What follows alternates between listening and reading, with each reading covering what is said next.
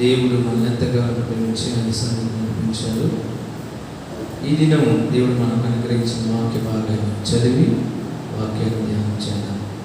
మత్తయి సువార్త 5:13 వాక్యాన్ని అందరం చూద్దాం. మీరు లోకమునకు ఉప్పై ఉన్నారు. ఉప్పు నిస్సారమైతే అది దేని వలన సారం పొందును? అది బయట పారవేయబడి మనుషుల చేత త్రొక్కబడుటకే కానీ మరి దేనికి పనికిరాదు. నేను మరొకసారి చదువుతున్నాను, మీరందరూ గమనించండి. మీరు లోకమునకు ఉప్పై ఉన్నారు.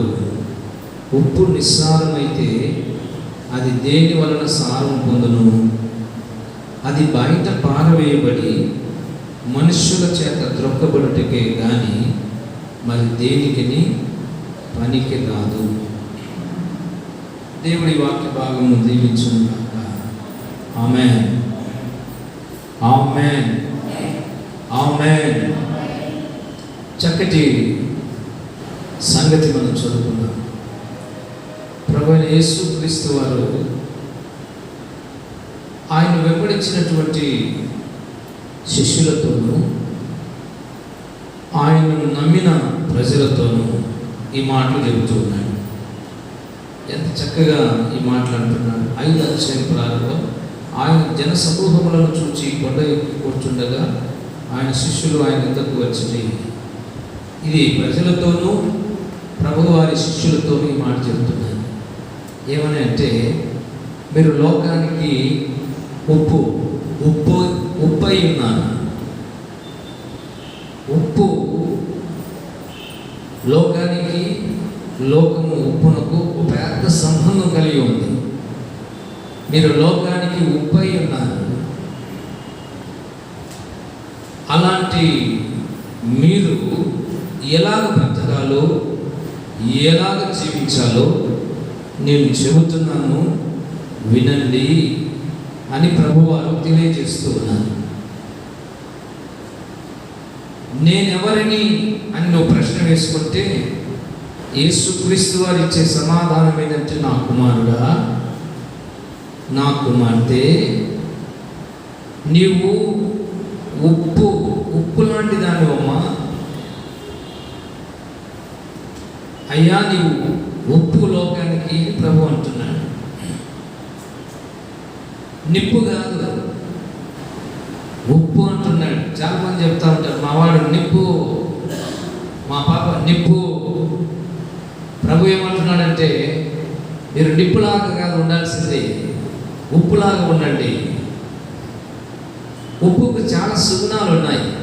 అదేదో మనం ఈ దినం ధ్యానం చేయబోతున్నాం. మనం దేవుడి సన్నిధిలో దేవుడి బిడ్డలుగా ఎలా ఉండాలో చక్కగా దేవుడు చెబుతున్నాడు. దేవుని సంఘంలో ఎలా ఉండాలో తెలియజేస్తున్నాడు. ఆ మాత్రమే కాకుండా మీరు లోకంలో బ్రతుకుతున్నారు కాబట్టి, లోకంలో జీవిస్తున్నారు కాబట్టి, మీరు లోకానికి ఎలా ఉండాలి, నేను లోకానికి ఎలా ఉండాలి, మనం లోకానికి ఎలా ఉంటే బాగుంటుందని ప్రభువు వారు చెబుతున్నారు. ఏమంటాడు ప్రభువు వారు? మీరు లోకానికి ఉప్పై ఉన్నారు. అయితే అలాంటి ఉప్పు నిస్సారమైతే అది దేని వల్ల సారం పొందుతుంది? అది బయట పారవేయబడి మనుషుల చేత త్రొక్కబడుటకే కానీ మరి దేనికి పనికిరాదు.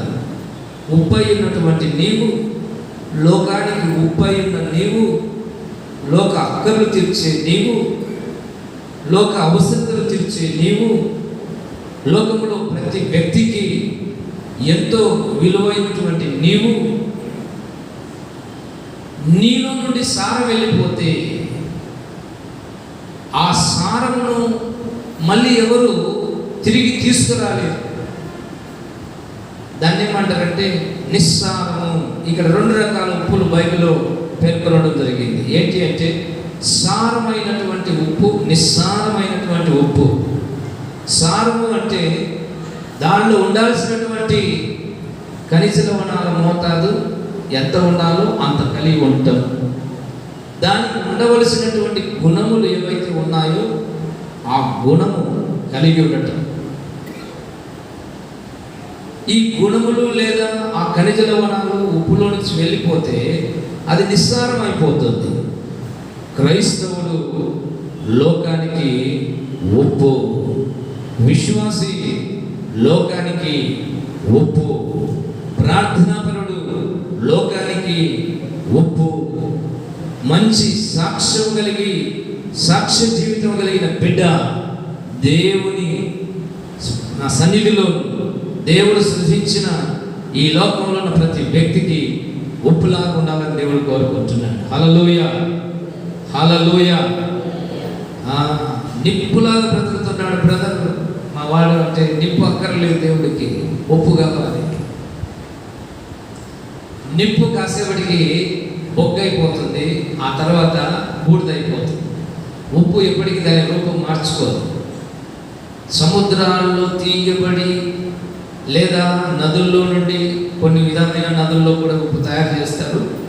ఆ తీయబడి ఆ సారవంతమైనటువంటి ఉప్పుగా మార్చబడిన తర్వాత దాన్ని మళ్ళీ నీవు బజార్లో పారేసేంత వరకు, అది పారవేయబడి స్థితి వచ్చేంత వరకు అది అదే గుణం కలిగి ఉంటుంది. ఏ దేశానికి వెళ్ళినా ఉప్పు గుణమే ఉంటుంది. దేశం మారినంత మాత్రాన దాని గుణం మారదు. ఊరు మారినంత మాత్రాన దాని గుణం మారదు. పెద్ద ఇంట్లో ఒక మాదిరిగా, పేద ఇంట్లో ఒక మాదిరిగా ఉప్పు గుణాలు మార్చుకోదు. ధనము కలిగినప్పుడు ఒక మాదిరిగా, ధనము లేనప్పుడు ఒక మాదిరిగా ఉప్పు తన గుణాన్ని మార్చుకోదు. బలవంతుని ఇంటిలో ఒక మాదిరిగా, బలహీనుని ఇంటిలో ఒక మాదిరిగా ఉప్పు తన గుణాన్ని మార్చుకోదు. ఎక్కడ ఉన్నా దాని గుణం ఒకటే, ఏంటి అంటే రుచి ఇస్తుంది. మీకు తెలుసో లేదో కానీ scientifically it is proved that బాడీలోకి ఉప్పు వెళ్ళకపోతే మన రక్తం గడ్డ కట్టుకపోతుంది. మన శరీరంలో తగిన మోతాదు ఉప్పు లేకపోతే మన శరీరం గడ్డ కట్టుకుపోతుంది. అందుకని మరీ తక్కువ తినకూడదు, మరీ ఎక్కువ తినకూడదు, కావలసినంత తినాలి. కొంతమంది అస్సలు ఉప్పు మానేస్తూ ఉంటారు. రక్తము హార్ట్లో నుంచి అరకాల వరకు, అరకాల నుంచి నడినెత్తి వరకు ఎప్పుడు ప్రవహిస్తూనే ఉంది. కిందికి పైకి పంపింగ్ జరుగుతూనే ఉంటుంది. పైనుండి కిందికి రావడం సులభం, కానీ కింది నుండి పైకి పోవాలంటే పంపింగ్ కావాలి. పైన ఉన్నటువంటి ఓవర్ హెడ్ ట్యాంక్ నీళ్లు పంపించాలంటే మోటార్ పెడతారు, పంపు చేస్తారు.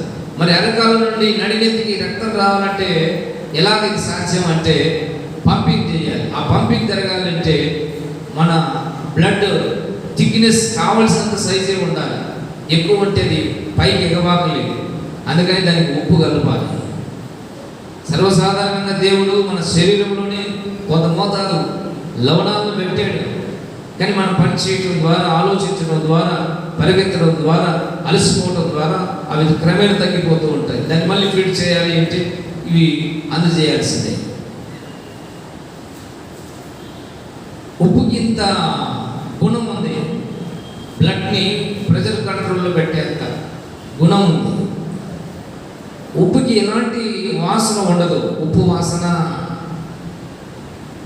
అనేది మనం పర్టికులర్గా కనుక్కోలేదు. ఈ ఉప్పుకున్న మరో గుణం ఏంటంటే దేనిలో వేసినా కలిసిపోతుంది. మీరు ఎక్కడ వేసినా కూడా బాగా సులభంగా కరిగిపోతుంది, కలిసిపోతుంది. ఇది మూడవ గుణం. ఉప్పుకున్న నాలుగవ గుణం ఏంటంటే ఉప్పు తగ్గింపులకు స్వభావం. పాకెట్లో పెట్టచ్చు. పల్లెటూరులో అయితే ఉప్పు సట్టి అంటారు. ఆ సట్టిలో పెడతారు. దానికి పెద్దమైన బంగారు పాత్రలో, వెండి పాత్రలో, విలువైన స్టీల్ పాత్రలో పెట్టరు. విరిగిపోయినవో పగిలిపోయినవో అక్కడ మూలకు పెట్టి అందులో పెట్టుకుంటారు. అది రా సాల్ట్. ఇప్పుడైతే పొడి ఉప్పు వచ్చింది లేదు. ఆ ఉప్పుకున్నటువంటి గుణం ఏంటంటే ఐదవ గుణం తగ్గింపు గుణం. ఈ గుణాలు కలిగినటువంటి వాడే క్రైస్తవుడు. ఉప్పుకు ఏ గుణాలు ఉన్నాయో క్రైస్తవులు కూడా ఆ గుణాలు రావాలి. అందుకే ప్రభు వారు అంటున్నారు, మీరు లోకానికి ఉప్పు అయి ఉన్నారు. కొంతమంది ఉప్పు కాదు, ముప్పు అయిపోయి ఉంటారు. ఇంట్లో ముప్పు, లోకానికి ముప్పు, బంధువులకు ముప్పు తెచ్చి పెడతా ఉంటారు. ఈ ఉప్పు బ్యాలెన్స్డ్గా యూజ్ చేస్తే అది అందరికీ మేలే చేస్తుంది.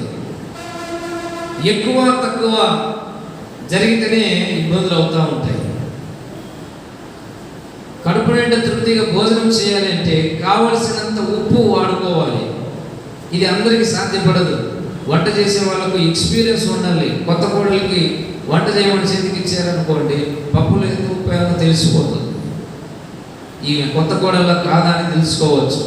ఎప్పుడైనా వంట చేసిందా లేదా అని తెలుసుకోవచ్చు. అనుభవం ఉన్న వాళ్ళైతే ఏం దాన్ని చక్కగా వాడుకోగలరు. క్రైస్తవ్యంలో నీవు అనుభవం వచ్చేంత వరకు నీకు దేవుడి సన్నిధిలో దినదినము క్రమక్రమముగా ప్రార్థనలో, వాక్యములో, విశ్వాసములో, పరిశుద్ధతలో, నిరీక్షణలో నీకు పట్టు కలిగేంత వరకు ఈ ఉప్పు స్వభావాన్ని నీవు దినదినము దగ్గరగా దేవుని దగ్గర నేర్చుకోవాలి. ఇంగ్లీష్ ట్రాన్స్లేషన్లో ఏ చక్కటి భక్తుడు రాశాడు, you are the salt of this world, but in the salt lost its taste, how shall its saltness be restored. ఇక్కడ ఉప్పు నిస్సారం అయితే అన్నాడు. నిస్సారం అంటే ఉప్పు గుణం లేకపోవటం. క్రైస్తవుడమైనటువంటి నీవు నీలో ఉన్న క్రైస్తవ్యాన్ని పోగొట్టుకోకుండా బ్రతకడమే సారవంతమైన జీవితాన్ని కలిగి జీవించటం. క్రైస్తవుడు సారాన్ని పోగొట్టుకుంటే మళ్ళీ ఎవడు బాగు చేయలేడు. అందుకే ప్రభువారు చాలా స్పష్టంగా చెబుతున్నారు, మీరు లోకానికి ఉప్పు అయి ఉన్నారు.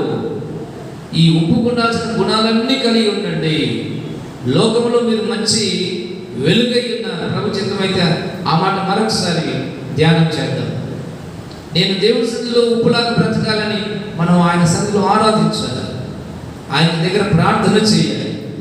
ఆయన దగ్గర నమ్మకంగా ఉండాలి. ఉప్పు రేట్ ఎంత?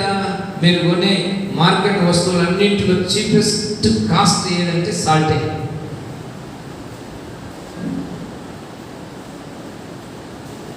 మీరు కొనే వస్తువులు ఏవైనా సరే, ఇంట్లో సరుకులు ఏవైతే ఉన్నాయో అన్నిటికంటే తక్కువ రేట్ అంటే సాల్ట్. చాలా తక్కువ రేట్. అయినా కూడా అది లేకపోతే ఏ ఇంట్లో పూట గడవదు. రాజుల ఇంట్లో ఉంటుంది, మంత్రి ఇంట్లో ఉంటుంది, పండితుని ఇంట్లో ఉంటుంది, పామరుని ఇంట్లో ఉంటుంది. ప్రతి వాని ఇంట్లో ఉండేది ఏంటంటే ఉప్పు. ఎవరింట్లో ఏమి లేకపోయినా ఉప్పు ఖచ్చితంగా ఉంటుంది. ఈ లోకాన్ని దేవుడు ఏమంటున్నాడు అంటే, అయ్యా లోకం బాగోలేదు నాయన, లోకంలో ఉన్నదంతయు శరీరాశ, లోకంలో ఉన్నదంతయు నేత్రాశ, లోకంలో ఉన్నదంతయు జీవపుడము, ఇది మనుషులు కలగ చేసుకున్నారు, పాడైపోయింది ఈ లోకము.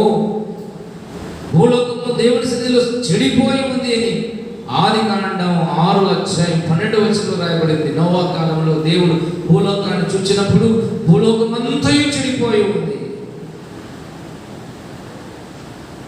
ప్రతి మనిషి దేవుడి సన్నిధిలో తన జీవితాన్ని పాడు చేసుకున్నాడు.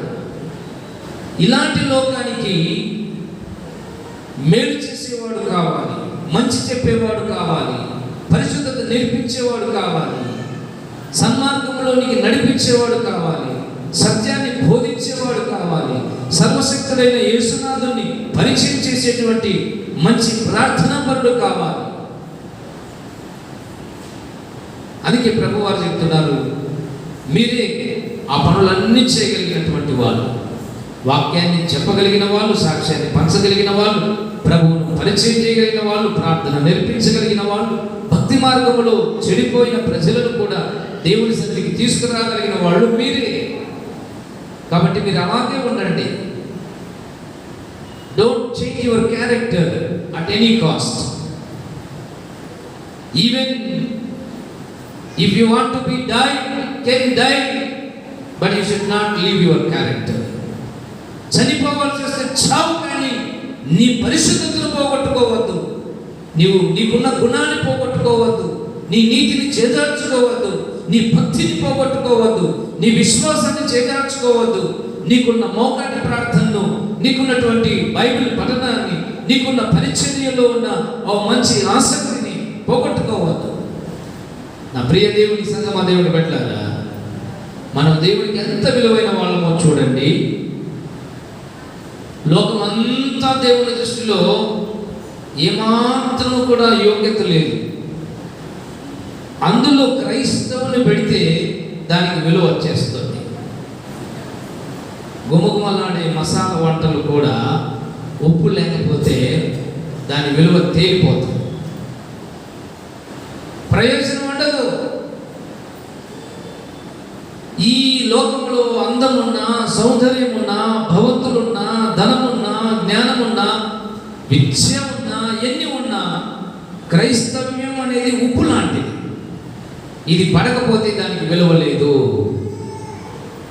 కాబట్టి నువ్వు ఎంత విలువైన వాడువో దేవుని దృష్టిలో అర్థం చేసుకోవాలి. ఉదయకాలం చాలామంది నాకేం పనిదిలే, నేను ఎవరికి పనికి వస్తానులే, నా వల్ల ప్రయోజనం ఏముందిలే, నా వల్ల జరిగేది ఏముందిలే, నా వల్ల ఒరిగేది ఏముందిలే, నేను ఎందుకు పనికి రానులే అని అనుకుంటూ ఉంటారు. Don't degrade yourself. You are the salt to this world. You are salt of this world. Without you there is no taste. నీవు లేకపోతే ఈ లోకానికి ఏమాత్రం విలువే లేదు. ప్రార్థన పరుడమైన నీవు, విజ్ఞాపనకర్తమైన నీవు, దేవుని సన్నిధిలో దేవుని యొక్క సాక్షిగా బ్రతుకుతున్న నీవు ఉప్పు లాంటి వాడివి. నీ గుణాన్ని పోగొట్టుకోవద్దు. వాక్యం వింటున్నప్పుడు దేవుని సంగమా, దేవుని పెట్టారా. అయితే ప్రభు వారు ఏమంటున్నారు తర్వాత వచనాల్లో చూస్తే, అలాంటి ఉప్పు నిస్సారమైతే అది దేని వల్ల సారం పొందుతుంది? ఉప్పులాగా ఉండాల్సిన వాడు ఉప్పు గుణాన్ని పోగొట్టుకుంటే ఆ ఉప్పు దేని వల్ల సారం పొందుతుంది? దేని వలన సారం పొందదు. మనము చేసుకునే టీ కాఫీలో ఏమంటారు, చక్కెర బెల్లమో వేస్తాం తీదనాన్ని కోసం. ఇంట్లో చక్కెర ఉంది, బెల్లం ఉంది. అయితే మనం వాడుతున్న చక్కెర అయిపోయింది, మర్చిపోయాం, తెలియదు. షాపులన్నీ క్లోజ్, రాత్రి 10 అయిపోయింది. కాఫీ తాగాలనుకుంటున్నారు. ఏం చేస్తారు? ఏం చక్క బెల్లంతోనైనా టీ కాఫీ పెట్టేస్తారు. అది ఉప్పు అయిపోయింది అనుకోండి. వంట మొదలు పెట్టారు, తెలియదు. ఏం చేస్తారు? ఏమి చేయలేదు.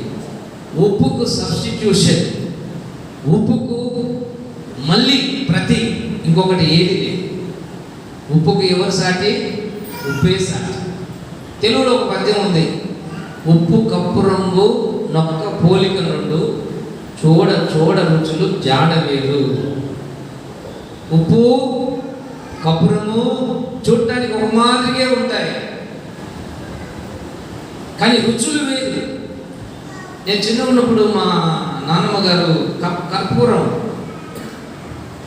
అప్పుడప్పుడు వాడేవాడు. ఎందుకు నాన్నమ్మ అంటే, అది దంతాల ప్రాబ్లం, అది వేసుకుంటే ఏదో చేస్తే పోతుంది అని చెప్పి. చూడటానికి అచ్చం ఉప్పులాగే ఉంది. నేను ముట్టుకోపోయానే, పట్టుకోవద్దు నాకు, ఇది కర్పూరం రా, చూడటానికి ఉప్పులాగే ఉంటుంది కానీ ఇది ఉప్పు కాదు. ఉప్పు కర్పూరం ఒకటే అయినా కూడా రుచి వేరే. కాబట్టి ఉప్పుకు ఉప్పే సాటి. నిన్నేమంటున్నాడు దేవుడు అంటే, నువ్వు లోకానికి ఉప్పు, నీకు సాటి ఇంకొకరు లేదు. నేను రాకపోతే ఏమవుతుందిలే, నేను ప్రార్థన చేయకపోతే ఏమవుతుందిలే, నేను పరిశుద్ధంగా బ్రతకపోతే ఏమవుతుందిలే, నేను వాక్యం ధ్యానం చేయకపోతే ఏమవుతుందిలే, నేను దేవుని సన్నిధిలో పరిచర్య చేయకపోతే ఏమవుతుందిలే. నీకు నీవే సాటి, నీ సబ్స్టిట్యూషన్ ఇంకొకరు లేరు. నీ స్థలంలో నీవే ఉండాలి. ఉప్పు వేయకపోతే రుచి ఎలాగ తేలిపోతుందో, నీ కుటుంబంలో నువ్వు ప్రార్థన చేయకపోతే, నీ అందిన ధ్యానంలో నీవు ఉండకపోతే, భక్తిని నువ్వు చేయకపోతే అంతే ప్రమాదం కూడా. వాక్యంలో రాయబడి ఉంది, ఉప్పు నిస్సారం అయితే అది దేని వల్ల సారం పొందుతుంది? ఉప్పు లేని కూరలు ఏం చేస్తారు? నేలపాలు బయట విసిరి పారేస్తారు. అది ఎంత డబ్బు పెట్టి తయారు చేసిన వంటకమైన ఉప్పు లేదు, దాన్ని బయట పారేస్తారు. సర్దుకుందాం అనడానికి ఏమీ లేదు. ఇక ఏదో ఒకటి కలుపుకుందామనే దానికి ఏది లేదు. కాబట్టి ఉప్పు నిస్సారం అయితే అది దేని వల్ల సారం పొందుతుంది, దేని వలన సారము పొందదు. తర్వాత వచనాలు మనం చూద్దాం. బయట పారవేయబడుటకే కానీ మరి దేనికి పనికిరాదు. మనుషుల కాళ్ళ కింద పడి తొక్కబడుటకే కానీ మరి దేనికి పనికిరాదు. ప్రార్థన చేయవలసిన నీవు, భక్తిగా బ్రతకవలసిన నీవు, విశ్వాసంతో ఉండవలసిన నీవు నీ గుణాన్ని పోగొట్టుకున్నట్లయితే, ఆ విశ్వాసపు జీవితం నుండి వైదొలిగినట్లయితే, నీ భక్తి జీవితాన్ని పోగొట్టుకున్నట్లయితే, దేవుని యొక్క వాక్యం రాయబడింది, అది పారవేయబడుటకే కానీ మరి దేనికి పనికిరాదు. లూకా సువార్తలో భక్తులు ఇంకా స్పష్టంగా ఆ మాట రాస్తారు. చూద్దాం. లూకా సువార్త 14వ అధ్యాయము 34-35 వచనాలలో ఆ మాటలు రాయబడ్డాయి. ప్రత్యేకించి 35 వచనాన్ని నేను చదువుతున్నాను. అది భూమికైనను ఎరువుకైనను పనికిరాదు కనుక దాన్ని బయట పారవేయరు. ఉప్పు నిస్సారమైతే భూమికి పనికిరాదు, ఎరువుకు పనికిరాదు. రైతులు ఎవరైనా రైతు పని చేసే వాళ్ళకైతే బాగా అర్థం అవుతుంది. ఉప్పు నిస్సారం అయితే అది ఎరువులో కూడా పనికిరాదు. సారం ఉన్నప్పుడు కొబ్బరి చెట్ల పాదుల దగ్గర పెడతారు, బాగా ఏపుగా పెరగాలని చెప్పేసి, సారం ఉండాలని చెప్పేసి. వచ్చే కొబ్బరి ఆ కాయలు ఏమున్నాయో మంచి నీళ్లు రావాలి.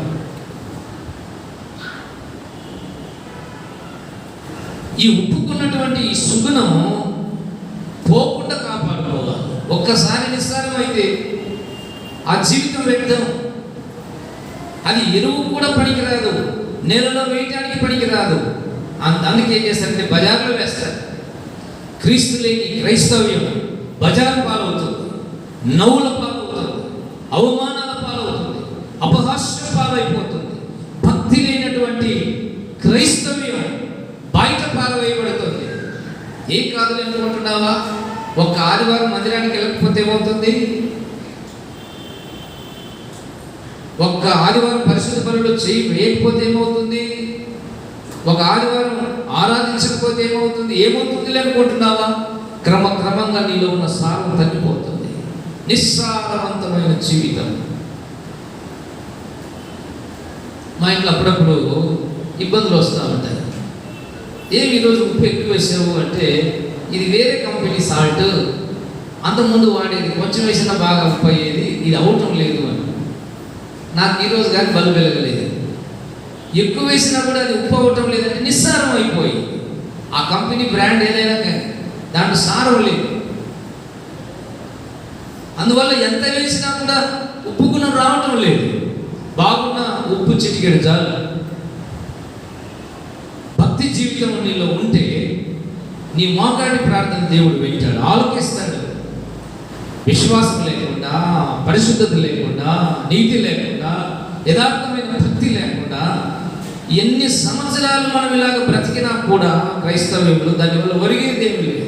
నిస్సారమైన క్రైస్తవ్యం, సారవంతమైన క్రైస్తవ్యం రెండు చూసుకుంటే మనం ఎప్పుడు సారవంతమైన క్రైస్తవులుగానే ఉండాలి. మహిమ కలుగునుగాక. చెబుదాం హల్లెలూయా, హల్లెలూయా, హల్లెలూయా, హల్లెలూయా. ఉప్పునకు దేవుడు ఎంత విలువనిచ్చాడు అంటే, లేవియకాండం 2వ అధ్యాయంలో దేవుడు మోసేకు ఒక మంచి మాట చెబుతాడు. అయ్యా మోసే, యాజకులకు చెప్పు, నా సన్నిధికి తీసుకుని వచ్చి అర్పించేటువంటి ఏ నైవేద్యములోనైనా సరే, నీవు అర్పించు ప్రతి నైవేద్యమునకు, అది ఏ నైవేద్యమైనా సరే దానికి ఉప్పు చేర్చాలి. 2వ అధ్యాయం 13వ వచనం, లెవిటికస్ చాప్టర్ 2:13. నీవు అర్పించు ప్రతి వైద్యమునకు ఉప్పు చేర్చవాలి. నేను బైబిల్ చదివేటప్పుడు నాతో పాటు అందరూ బైబిల్ చదవాలి. This is very good practice. ఉప్పు చేర్చవాలి. నీ దేవుని నిబంధన యొక్క ఉప్పు నీ నైవేద్యం మీద ఉండవలేదు. ఇంకేమంటున్నాడు? నీ అర్పణములన్నింటితోనూ ఉప్పు అర్పించవలేదు. హల్లెలూయా, హల్లెలూయా. నీవు నైవేద్యం తీసుకొచ్చి ఒట్టిగా అర్పిస్తే నేను ఇష్టపడనయ్యా, దానికి ఉప్పు చేర్చాలి. అంటే దేవునికి కూడా ఏం అవసరం అంట? ఉప్పు అవసరం. ఉప్పు లేనటువంటి నైవేద్యం పరిశుద్ధత లేనటువంటి ప్రార్థన, భక్తి లేనటువంటి క్రైస్తవ్యం, నిస్సారవంతమైన క్రైస్తవ్యం. నీవు నైవేద్యం సమర్పించిన అది ఏ నైవేద్యమైనా, మొదటి వచనం నుంచి మీరు తర్వాత చదువుకున్నట్లయితే 2వ అధ్యాయంలో రకరకాల నైవేద్యాల గురించి మాట్లాడాడు. మొదటి అధ్యాయం నుండి కూడా అన్ని విధములైన నైవేద్యములు ఉన్నాయి. అది ఏ నైవేద్యమైనా సరే దానికి ఉప్పును ఖచ్చితంగా చేర్చాలి. నీవు అర్పించు ప్రతి అర్పణలో, నీ అర్పణల మీద నీ దేవుని నిబంధన యొక్క ఉప్పు దేనికి గుర్తంట? నిబంధనకు గుర్తు. ఉప్పు అనగానే మనం ఏం జ్ఞాపకం చేసుకోవాలి? వంటింట్లో వంట చేసే అక్కలు, తల్లులు, అమ్మలు ఉప్పు చేత పట్టుకున్నప్పుడు ఏం గుర్తు రావాలి? ఇది దేవుని నిబంధన. హల్లెలూయా. దేవుడు సృజించిన ప్రతి వస్తువు మంచిది అని వాక్యం రాయాలి. కాబట్టి మనం వంటింట్లో ఉన్నప్పుడు ఉప్పు తీసుకొని, అయ్యా లేవియా కాండం 2వ అధ్యాయం 13వ వచనంలో మీరు చెప్పారు ఇది నిబంధన. నిబంధన అంటే ఏంటి? ఇద్దరు వ్యక్తుల మధ్య ఎడబాయని, వాడబారని, మరచిపోజాలని ఒప్పందం అని అర్థం. క్రొత్త నిబంధన, పాత నిబంధన అన్నాం. ఇవి దేవుని నిబంధనలు. మన జీవితాల్లో ఆ ఉప్పు గుణం పోకుండా ఉండాలి అంటే దేవుని నిబంధనతో కూడుకున్న ఆ ఉప్పు మన జీవితంలో ఎప్పుడు ఉండాలి. హల్లెలూయా, హల్లెలూయా. ప్రతి నైవేద్యంలో ఉప్పు చేర్చాలి. ఏంటి ఉప్పు? ఇంతకు ఉప్పు కొన్ని చాలాసేపు నుంచి మాట్లాడుతున్నాము. కొలస్సీ పత్రిక రండి, కొలస్సీ పత్రిక 4వ అధ్యాయము 6వ వచనం. The book of Colossians chapter 4:6. అందరం చదువుదాం. ప్రతి మనుష్యునికి ఎలాగూ ప్రత్యుత్తరం ఇవ్వవలెనో అది మీరు తెలుసుకొనుటకై మీ సంభాషణ ఉప్పు వేసినట్టు ఎల్లప్పుడూ రుచిగలదిగాను కృపాసహితంగాను ఉండనియండి. మీ భాష ఉప్పు అంటే ఏంటి? మీ మాటలు. ఉప్పు అంటే ఏంటి? మీ వ్యక్తిత్వం. ఉప్పు అంటే ఏంటి? మీ యొక్క క్యారెక్టర్. ఎప్పుడు కూడా ఎల్లప్పుడు ఎలా ఉండాలి? రుచి గలదిగాను కృపాసహితముగాను ఉండనియండి. రుచి గలదిగాను కృపాసహితముగాను ఉండనియండి. మీ ప్రతి నైవేద్యంలో ఉప్పును చేర్చండి. ఏ ఉప్పుని చేర్చాలి? రుచి కలిగిన ఉప్పు, కృపాసహితమైన ఉప్పు, సమాధానమునిచ్చే ఉప్పును చేర్చాలి. నైవేద్యం సమర్పిస్తే సరిపోదు, నీ మాటలు సరిగ్గా ఉండాలి. పాట పాడితేనే సరిపోదు, నీ మాటలు చూపులు బాగా ఉండాలి దేవునికి. దేవుడు నీ మాటలను లెక్కలోకి తీసుకుంటాడు. నేను అర్పించే నైవేద్యం అర్పిస్తాను, చేసే పనులు చేస్తాను అంటే ఆ నైవేద్యము దేవునికి పనికి రాదు. దేవుడు ఆ నైవేద్యం అంగీకరించడు. God will test our character even.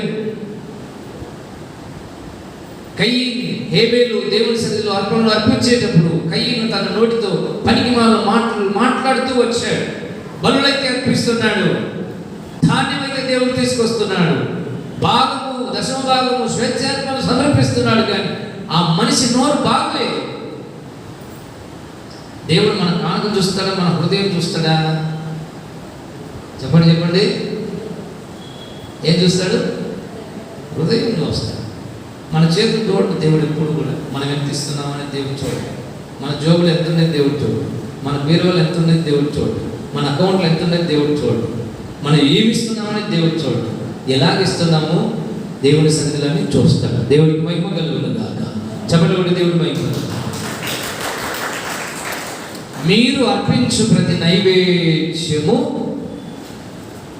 ఏం చేయాలంట? ఆ నైవేద్యంతో ఉప్పు చేర్చాలి. నీ మాటలు ఎలాగున్నాయి దేవుడి మందిరానికి వచ్చేటప్పుడు? నీ చూపులు ఎలాగున్నాయి దేవుడి మందిరంలో? నాకు బాధాకరమైన విషయం ఏంటంటే ఈరోజుకి అర్థం కానిది, వారానికి ఒక్క రోజు వస్తారు. అది కూడా బాగా గట్టిగా అంటే ఒక 3 గంటలు. ఈ 3 గంటల్లో కూడా మూతి ముడుచుకోవడాలు, కోప్పడాలు, మాట్లాడుకోకుండా ఉండడాలు, ఒకరి మీద ఒకరికి ద్వేషాలు, ఒకరంటే ఒకరికి ఇచ్చని స్వభావం. 2 గాడిదలను ఘాట్లో కట్టేస్తే పొద్దు కొట్టాయి. 2 ఎద్దులను తీసుకొచ్చి ఆ ఘాట్ పాడ్ అంటారు కదా, పల్లెటూరులో వ్యవసాయం చేసేవాళ్ళు అక్కడ కట్టేస్తూ ఉంటాయి. భార్య భర్త పొందుకోరే ఇంట్లో ప్రార్థనలు దేవుడి దగ్గర సక్రమంగా ఉండరు. ఆ 3 గంటలు కూడా సేవకులతో బాగుండరు, విశ్వాసంతో బాగుండరు, పిల్లలతో బాగుండరు, పెద్దలతో బాగుండరు. దేవుని యొక్క వాక్యం రాయబడి నీవు అర్పించేటువంటి నైవేద్యం అది ఏదైనా సరే, ఉదయకాలం ప్రార్థన చేస్తున్నావా, దేవునికి లెక్కలేదు. నీ మనసు బాగలేకపోతే మధ్యాహ్నం కూడా ప్రార్థన చేస్తున్నావా, దేవుడికి అక్కర్లేదు. నీవు పరిశుద్ధమైన హృదయం లేకపోతే గొడవపడేది చేసే ప్రార్థన మాత్రం చేసి, గొడవపడేదే నేను కూడా వచ్చే ప్రసంగం చేశాను అనుకోండి, దానివల్ల లాభం లేదు. ఇది నిస్సారమైన భక్తి, సారవంతమైన భక్తి కాదు. మన జీవితాలు సారవంతమైనటువంటి గుణమునిచ్చే గుణం కలిగిన ఉప్పులాగా ఉండాలి. దేవుని పరిశుద్ధ వాక్యం రాయబడి ఉంది, ప్రతి నైవేద్యంతో ఉప్పు చేర్చాలి. ఏ ఉప్పు అంట? ఎల్లప్పుడూ రుచిగలది గాను కృపాసహితమైనటువంటి ఉప్పు. ఉప్పును దేవుడు దేంతో కంపేర్ చేస్తున్నాడంటే సంభాషణ. మన మాట సంభాషణ అంటే ఇతరులతో మాట్లాడేటప్పుడు పౌలు భక్తుడు అంటాడు, శక్యమైతే మనుషులందరితో ఎల్లప్పుడూ సమాధానముగా ఉండండి. శక్యమైతే వీలైనంత మట్టుకు అన్యులతోనూ, పెద్దలతోనూ, పిల్లలతోనూ, ఇంటి వారితోనూ, బయట వారితోనూ, సంఘములోనూ, సంఘం బయటను, అన్నిటిలో అందరితో సంభాషణ సమాధానంగా రానియండి. లోకమునకు మీరు ఉప్పై ఉన్నారు. లోకం అంటే ఎవరు? సంఘంలో ఉన్న విశ్వాసం మాత్రమే కాదు, అన్యులు కూడా వస్తారు. లోకం అంటే ఎవరు? నిన్ను తెచ్చిన వాళ్ళు కూడా వస్తారు. లోకం అంటే ఎవరు? నిన్ను ఇబ్బందులు పాలు చేస్తున్న వాళ్ళు కూడా ఉన్నారు. లోకం అంటే ఎవరు? నీ మీద అబద్ధముగా చెడ్డ మాటలను పలికి నిందలు వేసి అవమానపరిచి నీ మంచితనాన్ని బజారుకీడ్చి నిన్ను అందరిలో చులకన చేయాలనుకున్న వారి విషయంలో కూడా నువ్వు ఎలా ఉండాలి? ఉప్పులాగే ఉండాలి. రౌడీ ఇంట్లో ఉప్పు వేసినా కూడా రుచిగానే ఉంటుంది వంట. రౌడీ ఇంట్లో కూడా వేరే ఉంటుందా? వీడు రౌడీ, వీడికి రుచి రాకూడదు అంటుందా? ఒక వేశ్య, వ్యభిచారి, దొంగ, నరహంతకుని ఇంట్లో కూడా ఉప్పు గుణమే కలిగి ఉంటుంది. నువ్వు ఎవరితో మాట్లాడిన నీ గుణం ఎలా ఉండాలి? ఉప్పుకున్న గుణం ఎలా ఉందో అలా ఉండాలి. హల్లెలూయా చెబుదాం, హల్లెలూయా. Don't change your attitude, your character if you have a time to have a nice conversation with the Gentile people. అన్యులైన వాళ్ళతో నేను మాట్లాడాల్సి వచ్చిన సందర్భం వచ్చినప్పుడు కూడా నేను క్రైస్తవుడిని నేను గుర్తుపెట్టుకోవద్దు. వాళ్ళతో మాట కలపాల్సి వచ్చినప్పుడు వస్తుంది అవసరం కూడా. కొంతమంది మాకు ఎందుకు లోకానికి దూరంగా ఉంటారు. ఉద్యోగ విషయంలో క్రైస్తవ సంస్థలు ఎక్కడున్నాయో వెతుక్కుంటారు. చదువుకునే దినాల్లో క్రిస్టియన్ మిషనరీ స్కూల్ ఎక్కడున్నాయో ఆ స్కూల్లోనే పిల్లలు చదివించాలనుకుంటారు. ఇప్పుడు మిషనరీ స్కూల్ లేదు, ఆ స్కూల్ లేదు, అంతా ఒకటే పాట. ఒకప్పుడు సెయింట్ అని పెట్టేవారు. Saint John's, Saint Peter's, Saint Mary's, Saint John's. English medium school అంటే నాకు చిన్నప్పుడు అర్థమయ్యేది కాదు. ఈ స్కూల్లో సెట్ ఉంటుందేమో అనుకునేవారు. స్కూల్ పోయిన వాళ్ళకంతా సెట్ కొడతారేమో అనుకునేవారు. అక్కడ ఏమి ఉండదు. మనం అలాగే ఉండాలనుకుంటాం.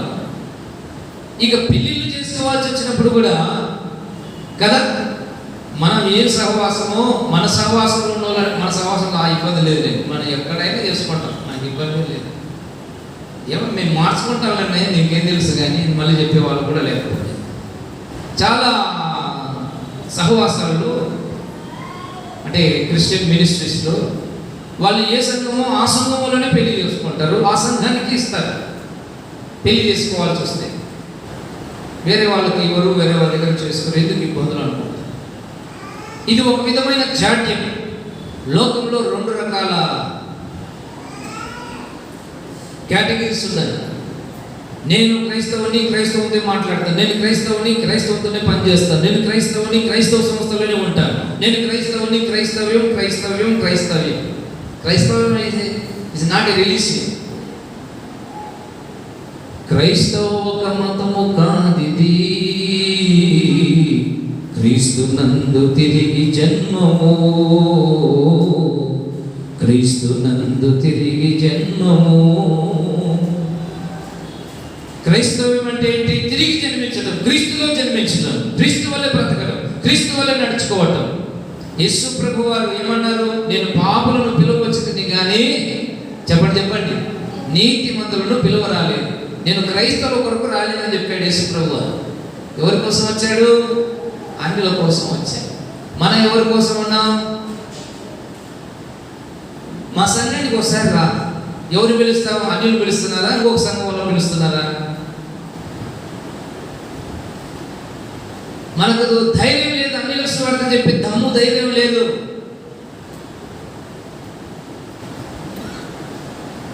ఈ సంఘంలో సంఖ్య తగ్గిందంటే ఇంకో సంఘంలో సంఖ్య పెరిగింది, ఆ సంఘంలో సంఖ్య తగ్గిందంటే ఈ సంఘంలో సంఖ్య పెరిగింది. ఇదే జరుగుతుంది. మన విశ్వాస జీవితము దేవుడితో ముడిపడి ఉండాలి, పెనవేసుకొని ఉండాలి.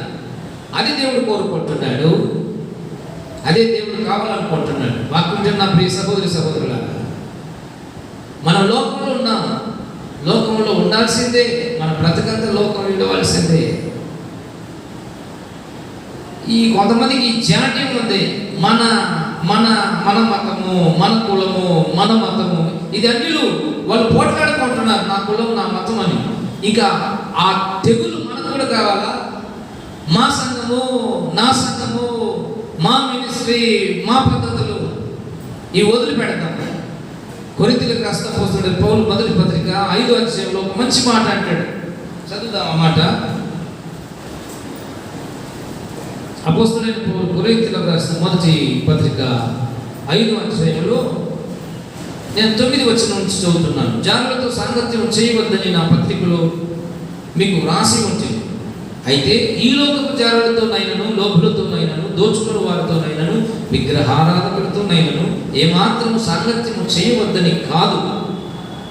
అలాగైతే మీరు లోకములో నుండి వెళ్ళిపోవలసి వచ్చును కదా. మరి ఎవరితో సహవాసం చేయొద్దు అంటున్నాడు?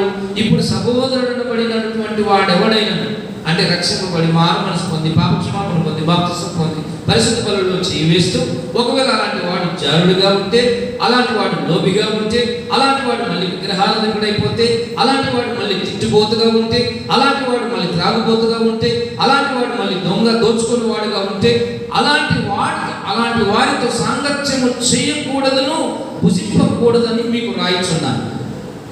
హల్లెలూయా. ఎవరితో అంటే మనం సాంగత్యం చేయకూడదు? లోకంలో ఉన్నటువంటి అన్యులు, పాపులు, దుర్మార్గులు, హేయులు, నరహంతులు అయినటువంటి వారితో సంగతి చేయాలి. నీ ఫ్రెండ్ క్రిస్టియన్ అయితే నువ్వు పెద్ద గొప్పవాడివేం కాదు. నీ ఫ్రెండ్ అన్యుడై ఉండి నిన్ను బట్టి అతడు ప్రభులోనికి వస్తే అప్పుడు నీవు గొప్పవాడివి.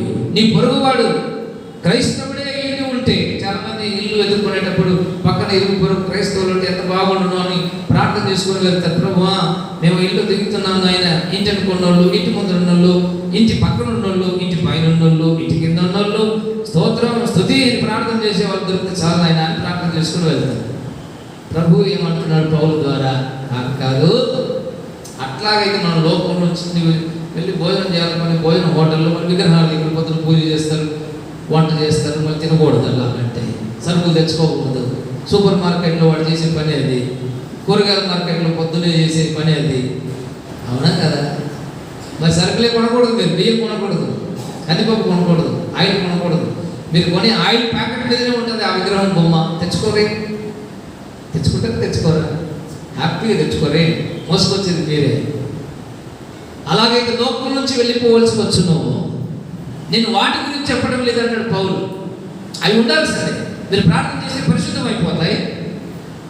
నేను చెబుతున్న దేవుడు రక్షింపబడి మళ్ళీ జాగుడైన వాడు, మళ్ళీ వ్యభిచార మనసు కలిగిన వాడు, మళ్ళీ దొంగతనం చేసేటువంటి వాడు, మళ్ళీ త్రాగుబోతైన వాడు, తిట్టుబోతైనటువంటి వాడు, వాడు ఉప్పు గుణాన్ని పోగొట్టుకున్నాడు.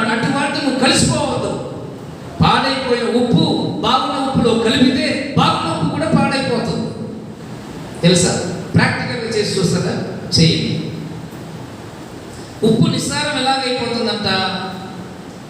ఉప్పులో ఖనిజ లవణాలు ఉంటాయి. సోడియం అనేది ఒకటి, క్లోరైడ్ అనేది ఒకటి లవణం. ఈ రెండు ఖనిజాలు కలిస్తే సోడియం క్లోరైడ్ అవుతుంది.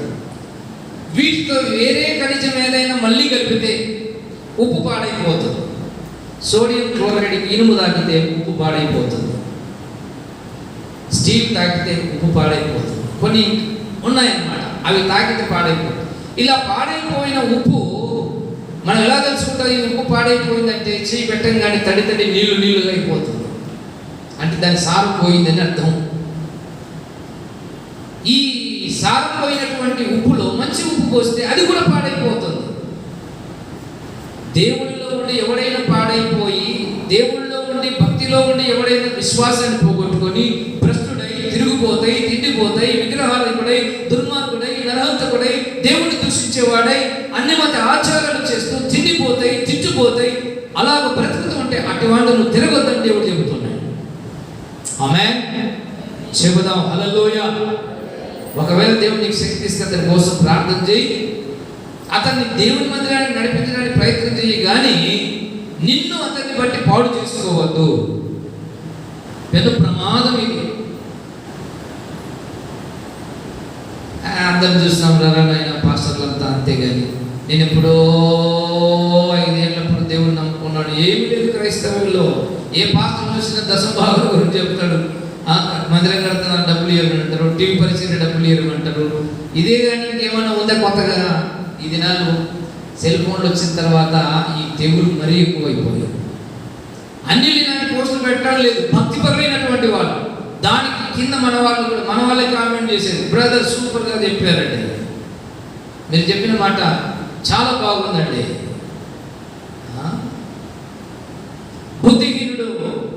బుద్ధిహీనుడి మాట నీవు కూడా వింటున్నావు, నీవు పాడైపోతున్నావు.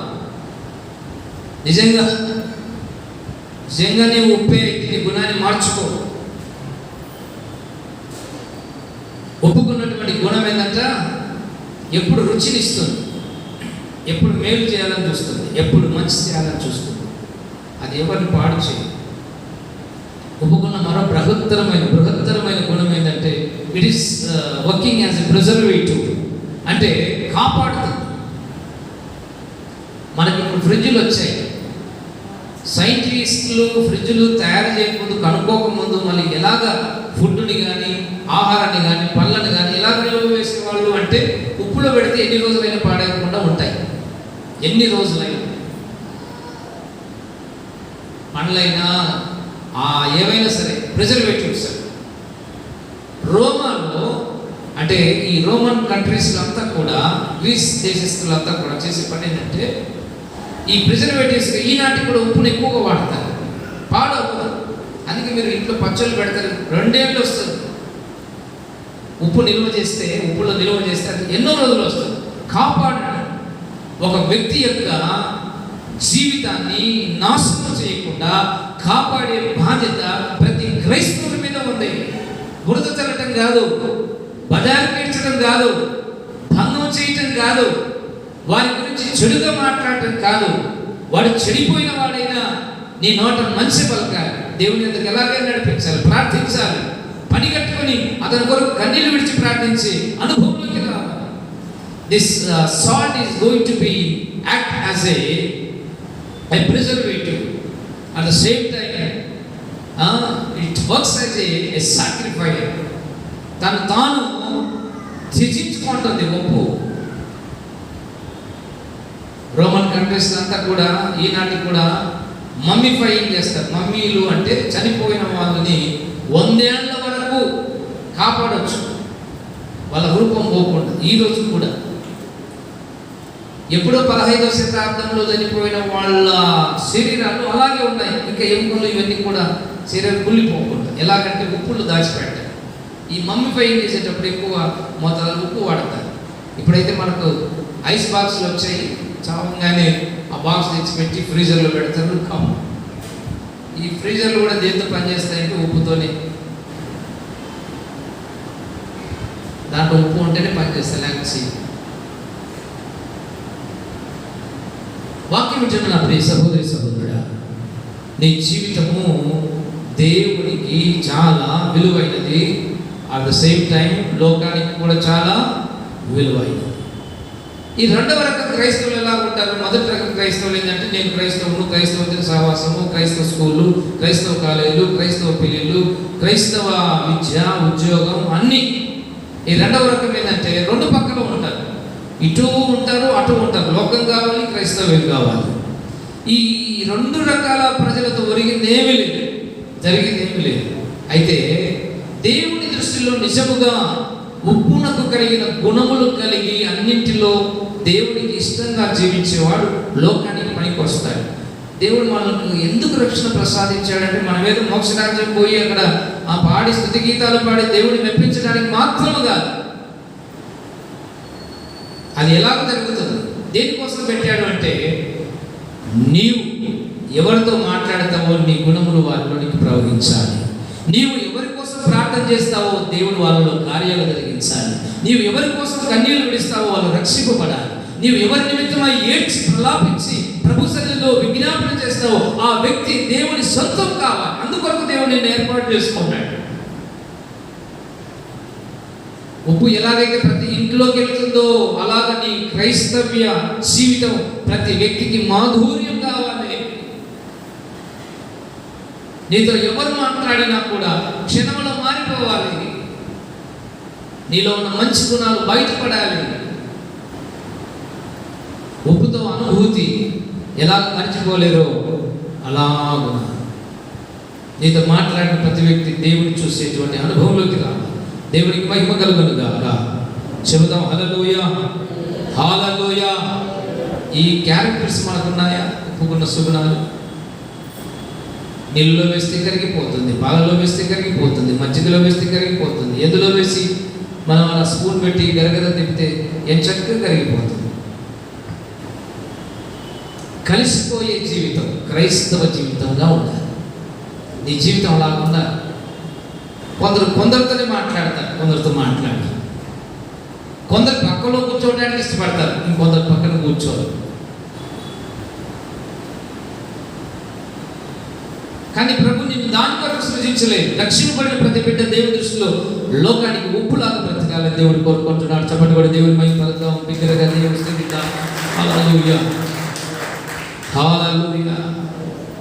ఒకసారి లండన్లో దేవుని సేవకుడు ఎల్ఈఎఫ్ సంస్థల వ్యవస్థాపకులు లేమాన్స్ వ్యాంగ్లికల్ ఫెలోస్ పెద్ద ఆయన జేస్వా డేనియల్ గారు తన కుమారులు ఇద్దరు యవనస్తులు, వాళ్ళతో దేవుని సేవ చేస్తున్నాడు లండన్లో.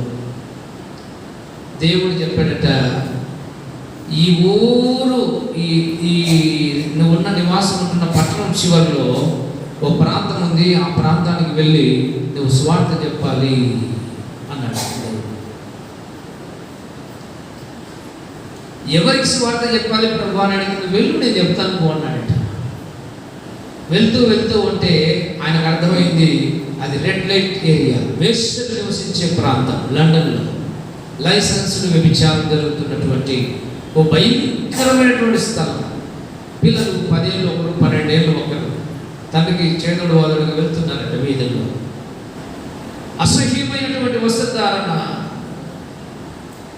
అర్ధనగ్నంగా ఉన్నటువంటి స్త్రీలు, రోడ్ల మీద నిలబడి పోయేటువంటి పురుషులను పాపం కోసం పిలుస్తున్నారట. ప్రభువా, నేను చూడలేదయ్యా, ఈ ప్రజల మధ్యకి నన్ను తీసుకొచ్చావు. అయ్యగారు ప్రార్థన చేస్తున్నాడు, లేదు వీళ్ళందరూ రక్షింపబడాలి, వీళ్ళకు నువ్వు వాక్యం చెప్పు, వీళ్ళ కోసం నీవు ప్రార్థన చేయి. హల్లెలూయా. నీలాంటి సేవకుడే వీళ్ళని అసహించుకొని వాక్యం చెప్పకపోతే ఇంకెవరు చెబుతారు? నేను చెప్పలేదా వ్యభిచారం ముందు పట్టబడిన స్త్రీకి దేవాలయంలో నిలబెట్టి వాక్యం చెప్పలేదా? అవును ప్రభువా, అయితే నువ్వు చెప్పు. 3 నెలల్లో వ్యభిచారులందరూ కూడా విశ్వాసులయ్యారు. చప్పట్లు కూడా దేవుని మహిమ. బిగ్గరగా గ్లోరీ టు జీసస్. ప్రభు అన్నాడంట, నువ్వు నడవయ్యా ఆ వీధిలో, ఆ వీధిని పరిశుద్ధం చేస్తాను. నువ్వు మాట్లాడవయ్యా ప్రజలతో, వారిని నేను పవిత్రపరుస్తాను. నీవు బోధించవయ్యా వాక్యం, నేను ఆ స్థలాన్ని పవిత్రమైన క్షేత్రంగా మారుస్తాను. నువ్వు ఎలా ఉండాలి? ఉప్పు. ఆమేన్, హల్లెలూయా. నువ్వు ఉప్పులాగా బ్రతికితే లోకం నిన్ను తాకితే అది ఉప్పు అయిపోతుంది. నీ గుణం పోదు, వాళ్ళ గుణం నీకు అంటుకోదు. నీలో ఉన్నటువంటి ఆ మంచితనం వాళ్ళకి అంటుకుంటుంది. వాళ్ళు మంచి వాళ్ళు అయిపోతారు. నువ్వు విశ్వాసలాగా బ్రతకాలి, నువ్వు ప్రార్థనా పరుడులాగా బ్రతకాలి. నాలుగు గోడల మధ్య దేవుని దృష్టిలో నువ్వు మంచి భక్తిపరుడుగా బ్రతకాలి. సంఘం మధ్యలో ఎంత సాక్ష్యం ఉందో, నాలుగు గోడల మధ్యలో కూడా అదే సాక్ష్యం ఉండాలి. వీధిలో కూడా అదే సాక్ష్యం ఉండాలి. పొలంలో పనిచేస్తున్న పని వాళ్ళ మధ్యలో కూడా అదే సాక్ష్యం ఉండాలి. కాలేజీల్లో నీ స్నేహితుల మధ్యలో కూడా నీవు ఉప్పు అని చెప్పాలి. వాళ్ళు నీ గురించి సాక్ష్యం చెప్పాలి. అది క్రైస్తవ్యం. అక్కడ సినిమా పాటలు, ఇక్కడ యేసయ్య పాటలు, అది ఉప్పు నైజం కాదు, ఇది డూప్లికేట్ ఉప్పు. ఇది ఉప్పు కాదు, ఇది డూప్లికేట్ ఉప్పు. నిస్సారమైన ఉప్పు, శక్తి లేనటువంటి ఉప్పు. నీవు దేవుని బిడ్డవిగానే బ్రతకాలి. ఉన్నా లేకపోయినా, దేవుడిచ్చిన ఇవ్వకపోయినా, కలిమిలో లేమిలో అన్ని విధాలుగా దేవుడిని పరిశోధిస్తూ ఉంటాడు. అన్ని సమయాలు అలాగే బ్రతకాలి. అన్ని కలిగినప్పుడు దేవుని స్తుతించడం, అన్ని ఇచ్చినప్పుడు దేవుని కొనియాడటం, ఏమి లేనప్పుడు దేవుణ్ణి దూషించడం, ఇబ్బందికరమైన మాటలు మాట్లాడటం ఉపనయసం కాదు.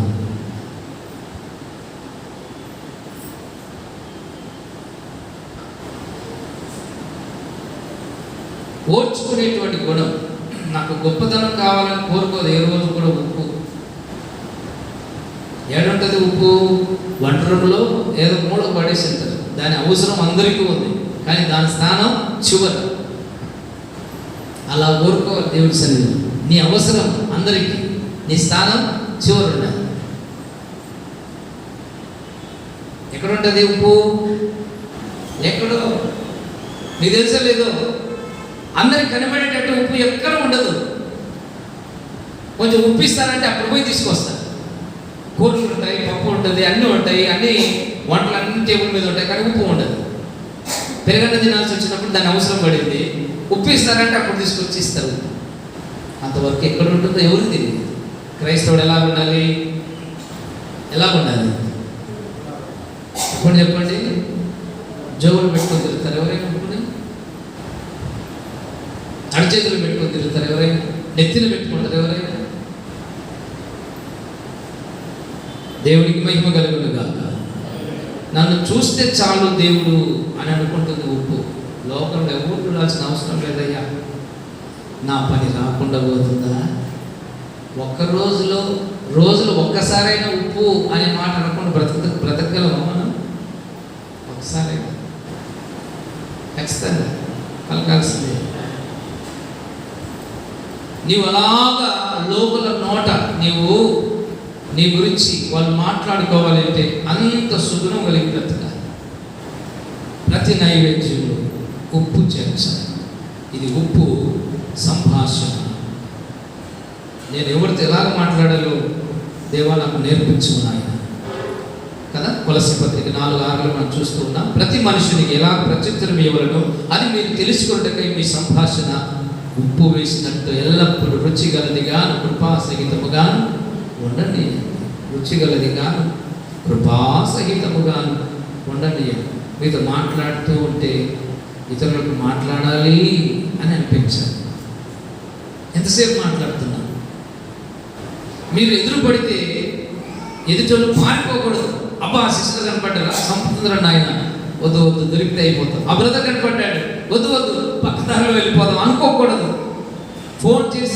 ఫోన్ కూడా లిఫ్ట్ చేయకున్నంత ప్రమాదంలో ఉండకూడదు. కొందరు ఫోన్లు చేసి భయపడతా ఉంటారు, వద్దు నాయన ఇప్పుడు ఫోన్ తీస్తే మన పని అయిపోతుంది ఎందుకు కానీ.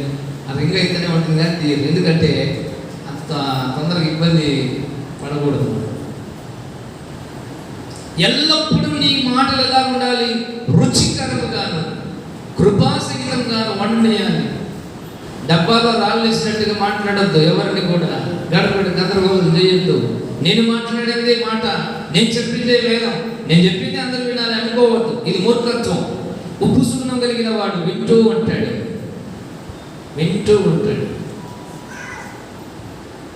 ఆలోచిస్తూ ఉంటాడు. అందుకే క్రైస్తవులైన మనం ఎలా ఉండాలంట? వాక్యంలో రాయబడింది, మీరు వినుటకు వేగిరపడు వాడును, మాట్లాడుటకు నిదానించువారై ఉండాలి.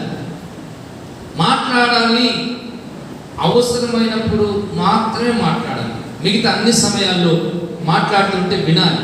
వినడం ఎవరైతే నేర్చుకుంటారో వాళ్ళు బాగుపడతారు. ఆమేన్. చెబుదాం హల్లెలూయా.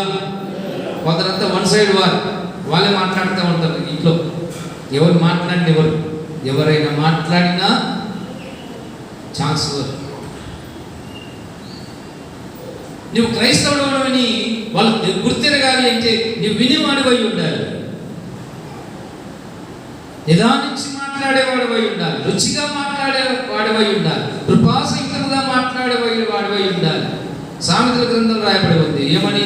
సమయోచితమైన మాట, సమయోచితముగా పలకబడిన మాట విచిత్రమైన వెండి పల్లెములో ఉన్న బంగారు పళ్ళ వంటిదంట. మాట అంత విలువైనదిగా ఉండాలి. సందర్భాన్ని బట్టి మాట్లాడే మాట బంగారు పళ్ళతో పోల్చాడు సొలొమోను భక్తుడు. వెండి పల్లెములో ఉంచిన బంగారు పళ్ళలాగా ఎంత విలువగా ఉంటుందో నీ మాట అలా ఉండాలి. ఇబ్బంది పెట్టేదిగా, కఠినమైనదిగా, ఇతరులను బాధకు గురి చేసేదిగా ఉండదు.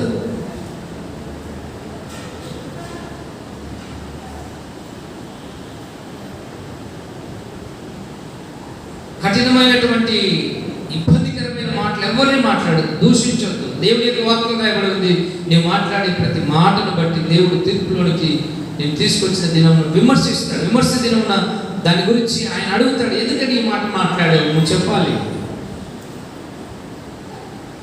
ఎక్కువ ఉప్పేస్తే ఏమవుతుంది? ఏమంటారు మన భాషలో, రాయలసీమ భాషలో, తెలంగాణ అటువైపు అయితే ఉప్పు అయింది అంటారు. మన దగ్గర కషమైంది. అది ఎవరు తినడు. మటన్ అయినా కుక్కలు కోసిన కుక్కలు కూడా తినవు. మీకు తెలుసు, ఉప్పు అయినది, ఉప్పు కషమైంది అనేది తినవు. మన మాటలు కూడా అవునంటే అవును, కాదంటే కాదు అన్నట్టుగా ఉండాలి. ఇబ్బందికరమైన వ్యతిరేకమైన మాటలు మాట్లాడటం వల్ల మనకున్న గుణాన్ని మనం లూజ్ అయిపోయే ఛాన్సెస్. మార్కు సువార్త 9వ అధ్యాయము 50వ వచనాన్ని చదువుకుందాం. ఏమంటున్నాడు? ఉప్పు మంచిదే కానీ నిస్సారమైన ఎడల దేని వలన మీరు దానికి సారం కలగజేస్తారయ్యా? మీలో మీరు ఉప్పు సారం గలవారై ఉండండి, ఒకరికొకరు సమాధానంగా ఉండండి, దేవునికి మహిమ కలుగును గాక. ఉప్పు వాళ్ళ బ్రతకాలనుకున్న వాడు ఎప్పుడు ఎలా ఉంటాడంటే అందరితో సమాధానం ఉంటాడు, అందరితో ఒక మాదిరిగా ఉంటాడు. ఇంట్లో ఎలా ఉంటాడు, బయట కూడా అలాగే ఉంటాడు. నాకేదో అప్పుల సమస్యలు ఉన్నాయి, నేను వచ్చి సంఘంలో మిమ్మల్ని తలో చెడ తిట్టాను అనుకోండి, నన్ను బుద్ధిహీనుడు అంటారు. నాకేదో ఇంట్లో ఇబ్బంది ఉంది కుటుంబ సభ్యులతో, నేను వచ్చి ఇక్కడ అమర్యాదగా ఉన్నాను అనుకోండి, నన్ను ఏమంటారంటే వీడు అవిశ్వాసి అనుకుంటారు. దేవుడి యొక్క వాక్యం రాయబడి ఉంది, సమాధానంగా ఉండడం ఉప్పు నైజం. ఎప్పుడైనా ఉప్పు తొలగినట్టుగా కానీ ఎగిరి పడినట్టుగా కానీ చూసారా మీరు? ఉప్పును ఒక పాత్రలో పెడితే మీరు అడిగేంత వరకు, మీరు పట్టుకునేంత వరకు, మీరు వాడేంత వరకు అదే స్థానంలో ఉంటుంది, అలాగే పడిపోతుంది. నీ జీవితం అలా ఉండాలి దేవుని సన్నిధిలో. దేవునికి మహిమ కలుగును గాక. చెబుదాం హల్లెలూయా. ఉప్పుకి ఎలా సారం కలుగజేస్తారంట? సమాధానంగా ఉండటం ద్వారా. ఉప్పు నిస్సారం అయితే, ఉప్పు ఎవరంటే మనం నిస్సారం అయిపోయాం అనుకోండి, పనికి రాకుండా అయిపోయాం, ప్రార్థన లేకుండా అయిపోయాం, భక్తి లేకుండా అయిపోయాం, విశ్వాసం లేకుండా అయిపోయాం, మూర్ఖంగా ఉన్నాము, విచిత్రంగా ఉన్నాము. మనకు మళ్ళీ సారం రావాలంటే ఎలాగ సాధ్యపడుతుంది? సమాధానం. సమాధానము అనే మాటకు అర్థం ఏంటంటే యేసు క్రీస్తు అని అర్థం. He is the Prince of Peace. సమాధాన అధిపతి ఆయన పేరు, సమాధాన కర్త అని ఆయన పేరు. మళ్ళీ మనకు ఆ సుగుణం రావాలి అంటే మనం సమాధానంగా ఉండటం నేర్చుకోవాలి. ఆ పై వచనాలు 3 వచనం నుండి మత్తయి సువార్త 5వ అధ్యాయం 3 నుండి 10 వచనం వరకు మీరు గమనిస్తే ఒక క్రైస్తవునికి ఉండవలసిన సుగుణములు దేవుడు ఎంత చక్కగా చెప్పాడు. ఇప్పుడు సమయం లేదు కానీ ఎన్ని మాటలు చెబుతూ వచ్చాడో తెలుసా? అందరి దగ్గరికి పిలుచుకొని ఆ చక్కటి మాటలు మాట్లాడతాడు. చూద్దామా? ఆత్మ విషయమై దీనులైన వారు ధన్యులు, పరలోక రాజ్యం వారిది. దుఃఖపడేవారు ధన్యులు, ఓదార్చబడరు. సాత్వికులు ధన్యులు. ఇలాగా 10వ వచనం వరకు దాదాపు 8 ధన్యతలు రాయబడ్డాయి. ఆ 8 ధన్యతల్లో దీనులై ఉండాలని చెబుతున్నాడు ప్రభువారు. అవసరమైతే దుఃఖపడాలని చెబుతున్నాడు ప్రభువారు. సాత్వికత కలిగి జీవించాలంటున్నాడు. నీతి కలిగి జీవించాలని చెబుతున్నాడు. కనికరం కలిగి ఉండాలంటున్నాడు. హృదయ శుద్ధి కలిగి బ్రతకాలంటున్నాడు. సమాధానం పరిచే వారిగానే ఉండాలంటున్నాడు. నీతి నిమిత్తము అవసరమైతే హింసింపబడవలసి వస్తే హింసింపబడాలి అంటున్నాడు. ఇక 11వ వచనం 12లో కూడా ఒకవేళ నిందించి హింసించి అబద్ధంగా ఎవరైనా మాట్లాడినా కూడా సంతోషపడుతూ ఉన్నాడు. దేవుడికి మహిమ కలుగును గాక. చెబుదాం హల్లెలూయా. పోగొట్టుకున్న పూర్వ వైభవం నీకు రావాలి అంటే ఈ సుగుణములన్నీ కూడా నీలోకి రావాలి. ప్రార్థన చేయాలి. ప్రభువా, నాకు ఈ సుగుణములు దయచేయము నాయనా. నీతి నిమిత్తం హింసించబడే అవసరమైన హింసింపబడటానికి శక్తిని దయచేయి. దుఃఖపడవలసి వస్తే నాయనా శక్తిని దయచేయి. హృదయ శుద్ధిని దయచేయి. సమాధానపరిచే మంచి గుణము దయచేయి. గొడవలు సృష్టించొద్దు. ఎప్పుడు కూడా నీ గుణం పోగొట్టుకుంటాం. ఇక్కడివి అక్కడ, అక్కడివి ఇక్కడ, ఇక్కడివి అక్కడ. కొంతమందికి ఇది, కొంతమందికి ఏం పని ఉండదు. ఇక అదే పని కట్టుకొని మోసుకొని ఎప్పుడెప్పుడు చెప్పాలన్నా, ఎప్పుడెప్పుడు చెబితే నా ఆయుస్సు తగ్గిపోతుంది అన్నట్టు ఉంటారు. నాకు తెలియక అడుగుతాను. ఫోన్లో బాగున్నానని పలకరించడానికి 1 నిమిషం 2 నిమిషాలు పడుతుంది. ఇంక అంతకంటే ఒక 5 నిమిషాలు. ఏదో పెద్ద సంస్థ ఉంది, భారం ఉంది, ఓ పెద్ద పరిచర్య ఉంది, మాట్లాడుకుంటే ఏదో అనుకోవచ్చు. ఏం ఉండదు. ఎక్కువసేపు మాట్లాడటం వల్ల కాని మాటలు వస్తాయి. దేవుడి యొక్క వాక్యం రాయబడింది, విస్తారమైన మాటల్లో దోషం ఉండగా మానదు. అమ్మ ఎలాగుంది? బాగుంది. నాన్న ఎలాగున్నాడు? బాగుంది. తమ్ముడు ఎలాగున్నాడు? బాగున్నాడు. అన్నయ్య ఎలాగున్నాడు? బాగుంది. సరే, ప్రార్థన చేద్దాం, ప్రార్థన చేసుకుందాం. నేను ఆదివారం ఈ వాక్యం చెప్పారు మీ పాస్టర్ గారు, మళ్ళీ మా పాస్టర్ గారు ఫలానా వాక్యం చెప్పారు. మాట్లాడారు ఎప్పుడైనా ఇలాగా?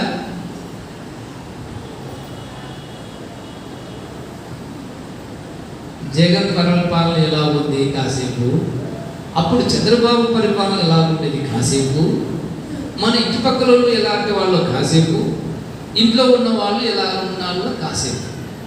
ఎవరు దొరకకపోతే ఇప్పుడు బాగా దొరుకుతుంది ఏంటంటే సేవకులు ఆడుకోవడానికి. ఆ సేవకులు ఇలా, ఈ సేవకులు ఇలా. అయినా ఇప్పుడు బాగా బాగా బాగా పెరిగిపోయింది. అంటే అన్నిటికి వస్తుంది. అది బాగా పెరిగిపోయింది. ఏమి లేనప్పుడు చాలా మంచివాడే, అందరితో ప్రేమగా ఉండేవాడే, పలకరించేవాడే. ఇప్పుడు అలాగ లేడు. సమాధానపరిచే నైజం నీ సొంతం చేసుకోవాలి. ఇది ఉప్పుకుండే గుణం. మీరు చూడండి, చప్పగా ఉంది తినలేకపోతుంటారు, కావాల్సినంత ఉప్పేస్తే ఇక సైలెంట్ అయిపోతారు. అవునా కదా? తింటారా ఇక సమాధానం. 100 మంది గందరగోళం కొట్టారు, సభకు తెలిసి కొంతమంది చెప్పలేరు, కొంతమంది చెబుతారు. సరిపోయినంత వేశారనుకోండి, సైలెంట్. ఇంకా కారం గుణం కూడా ఉప్పు కొట్టేస్తుంది. బాగా కారం తగినంత ఉప్పు వేసుకుంటే సెట్ అయిపోతుంది. ఈ గందరగోళ పరిస్థితులన్నీ సమాధాన పరిచేది ఏంటంటే ఉప్పు. క్రైస్తవుడు ఎవరు? ఉప్పు. ఎక్కడ ఇలాగ గందరగోళాలు ఉన్నా కూడా, ఎక్కడ ఎలాంటి అభ్యంతరాలు ఉన్నా కూడా, ఎక్కడ మనస్పర్ధలు ఉన్నా కూడా నువ్వు వెళితే అక్కడ సమాధానం రావాలి. నువ్వు గందరగోళం చేయడానికి పోకూడదు. మన మన అమ్మ వచ్చింది, మన అక్క వచ్చింది, మన చెల్లి వచ్చింది అంటే వీళ్ళు గందరగోళాలు చేశారనుకోండి, వాళ్ళు క్రైస్తవులకు ఉన్న గుణం లేదు. సమాధానం రావాలి, సమాధానం రావాలి. తండ్రికి అనిపించాలి, నా కొడుకుతో మాట్లాడితే నాకు సమాధానం వస్తుంది. ఎప్పుడైతే ఇలాంటి వాళ్ళు ఎవరైనా ఉన్నారా, పలానా వాళ్ళతో మాట్లాడితే నాకు సమాధానం వస్తుంది అన్నయ్య, అందుకే కాసేపు మాట్లాడాలనిపిస్తుంది.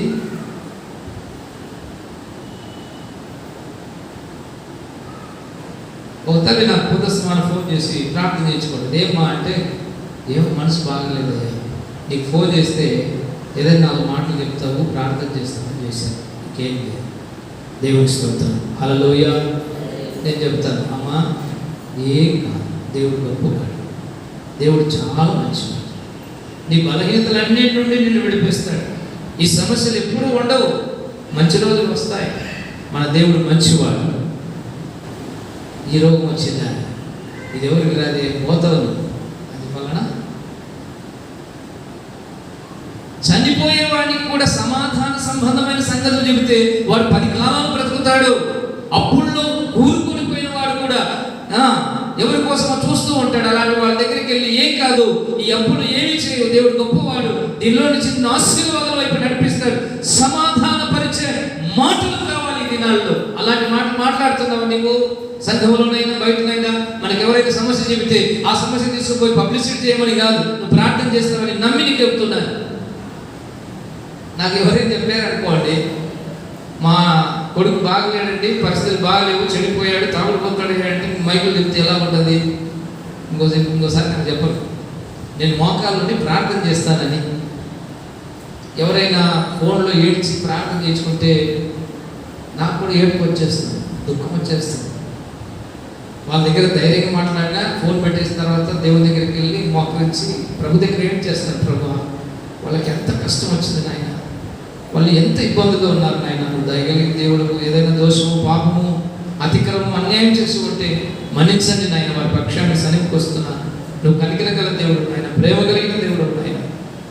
మనం ప్రార్థన చేయాలి. హల్లెలూయా చెబుదాం, హల్లెలూయా. దేవునికి మహిమ కలుగును గాక. హల్లెలూయా. విశ్వాసంతో దేవుని మాట్లాడుతున్న ప్రియ సహోదరి సహోదరులారా, మరి ఈ పోగొట్టుకోబడిన ఉప్పు గుణం తిరిగి పొందాలంటే మనలో సమాధాన జీవితం ఉండాలి. అంటే సమాధానం పడితే మళ్ళీ దేవుడు మనతో కనెక్ట్ అయిపోతాడు. ఎవరితోనైనా శత్రుత్వం ఉందా? ఎవరైనా నిన్ను నిందల పాలు చేశారా?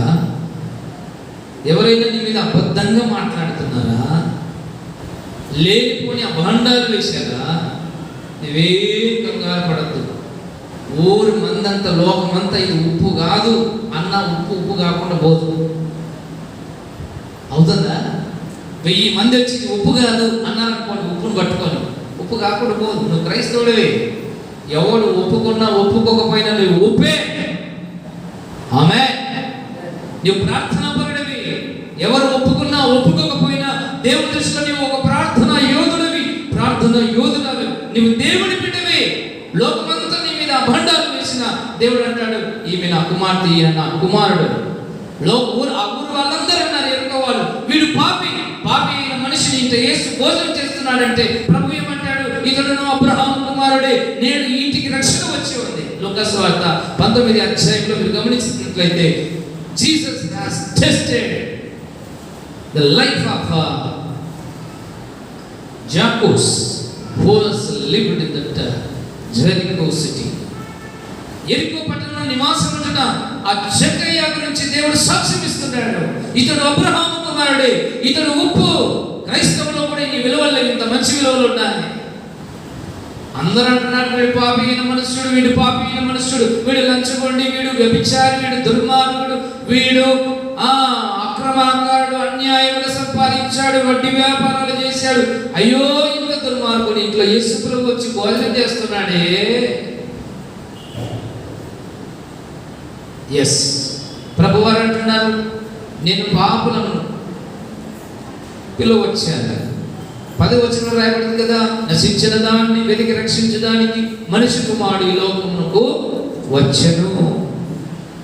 Why the Savior, Lord Savior Jesus Christ came to this world is to save the sinners. ఎవరైతే నశించిపోతున్నారో వారిని రక్షించడానికి వచ్చాడు, బాగున్నవాడిని కాదు. ఆరోగ్యంగా ఉన్నవాడికి వైద్యుడు అక్కర్లేదు, రోగికి వైద్యుడు కావాలి. నా యేసుక్రీస్తు పరమ వైద్యుడు. ఆమేన్. చెబుదాం హల్లెలూయా, హల్లెలూయా. ఒకవేళ నీ విశ్వాస జీవితం కూలిపోయి ఉందా, ప్రార్థన జీవితం పోగొట్టుకున్నావా, భక్తి జీవితం చేదార్చుకున్నావా, నిరీక్షణ లేదా, మోకాటి ప్రార్థన మడిచిపోయావా, దేవుడి సన్నిధిని తిరస్కరిస్తూ వస్తూ ఉన్నావా, నీ సారం పోతూ ఉంది. జాగ్రత్త. సారం పోతే ఎందుకు పనికిరాదు. ఆ సారాన్ని తిరిగి పొందుకోవాలి. హెబ్రీ గ్రంథం 6వ అధ్యాయం 4 నుండి 5, 6 వచనాలను చూస్తే చక్కటి మాట రాయబడి ఉంది. నిస్సారమైనటువంటి జీవితాలు ఏమైపోతాయో దేవుడు హెచ్చరిస్తూ ఉన్నాడు. ఒకసారి వెలిగింపబడి పరలోక సంబంధమైన వరములను రుచి చూచి 4వ వచనం, పరిశుద్ధాత్మలో పాలివారై దేవుని దివ్య వాక్యం రాబో యుగ సంబంధమైన శక్తుల ప్రభావం అనుభవించిన తరువాత తప్పిపోయిన వారు తమ విషయంలో దేవుని కుమారుని మరలా సిలువ వేయించు బాహాటముగా ఆయనను అవమానపరచుచున్నారు గనుక మారు మనసు పొందునట్లు అట్టి వారిని మరలా నూతన పరచుట అసాధ్యం. ఉప్పు తన గుణాన్ని పోగొట్టుకుంటే పనికిరాదు, బయట పారవేయబడి మనుషుల పాదముల చేత త్రొక్కబడుతుంది. పందులు దొరుకుతాయి, పశువులు దొరుకుతాయి, గాడులు దొరుకుతాయి. ఒకప్పుడు సుసంపన్నమైన ఇంటిలో కూడా మూలన ఓ మంచి పాత్రలో ఒదిగినటువంటి ఈ ఉప్పు గుణాన్ని కోల్పోయిన తర్వాత వీధి పాలైంది. దేవుడు నేను ఎంతో స్వరక్తమిచ్చి కొన్నాడు, విలువ పెట్టి కొన్నాడు.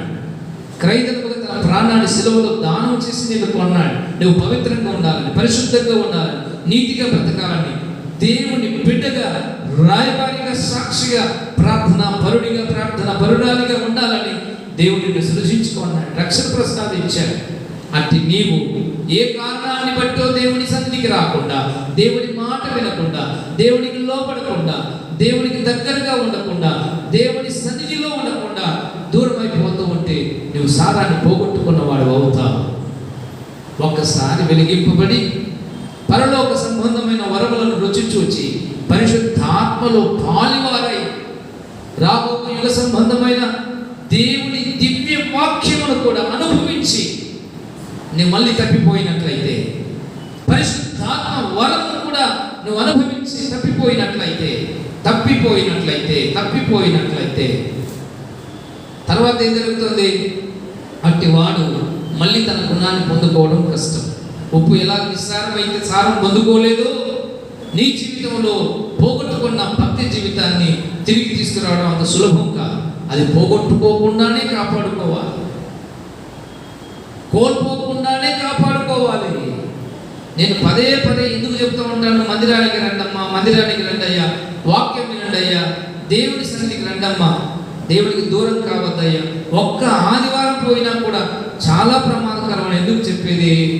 నాకు కానుకలు వస్తాయనా, మందిరం నిండిపోతే అయ్యగారికి కానుకలు ఎక్కువ వస్తాయి, ఎందుకు పిలుస్తూ ఉంటాడనే.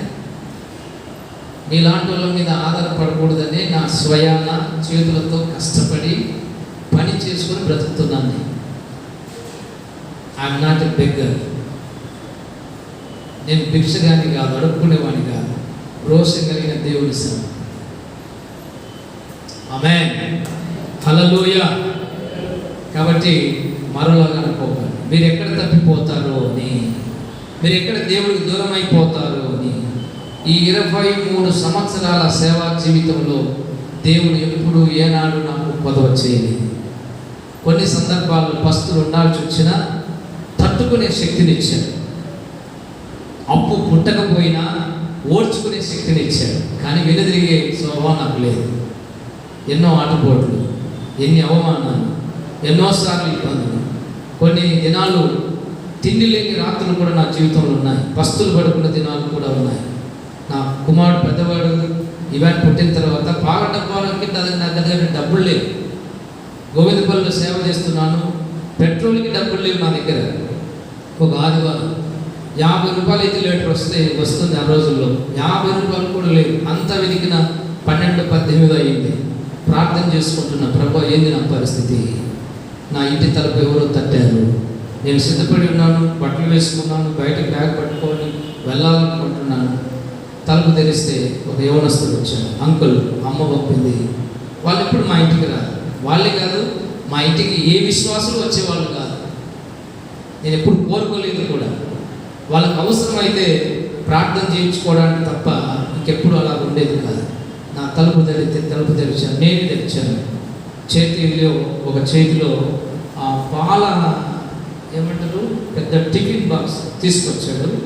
దాని నిండా పాలు ఉన్నాయి. ప్రార్థన చేయించుకోవడానికి వచ్చానని చెప్పాడు. ప్రార్థన చేశాను. అమ్మ చెప్పింది, ఈ పాలు అంకుల్ వాళ్ళకి ఇచ్చిరా అని చెప్పింది. చిన్న కానుక అని నా చేతులు కానుక పెట్టాను. 500 రూపాయలు. చెప్పండి,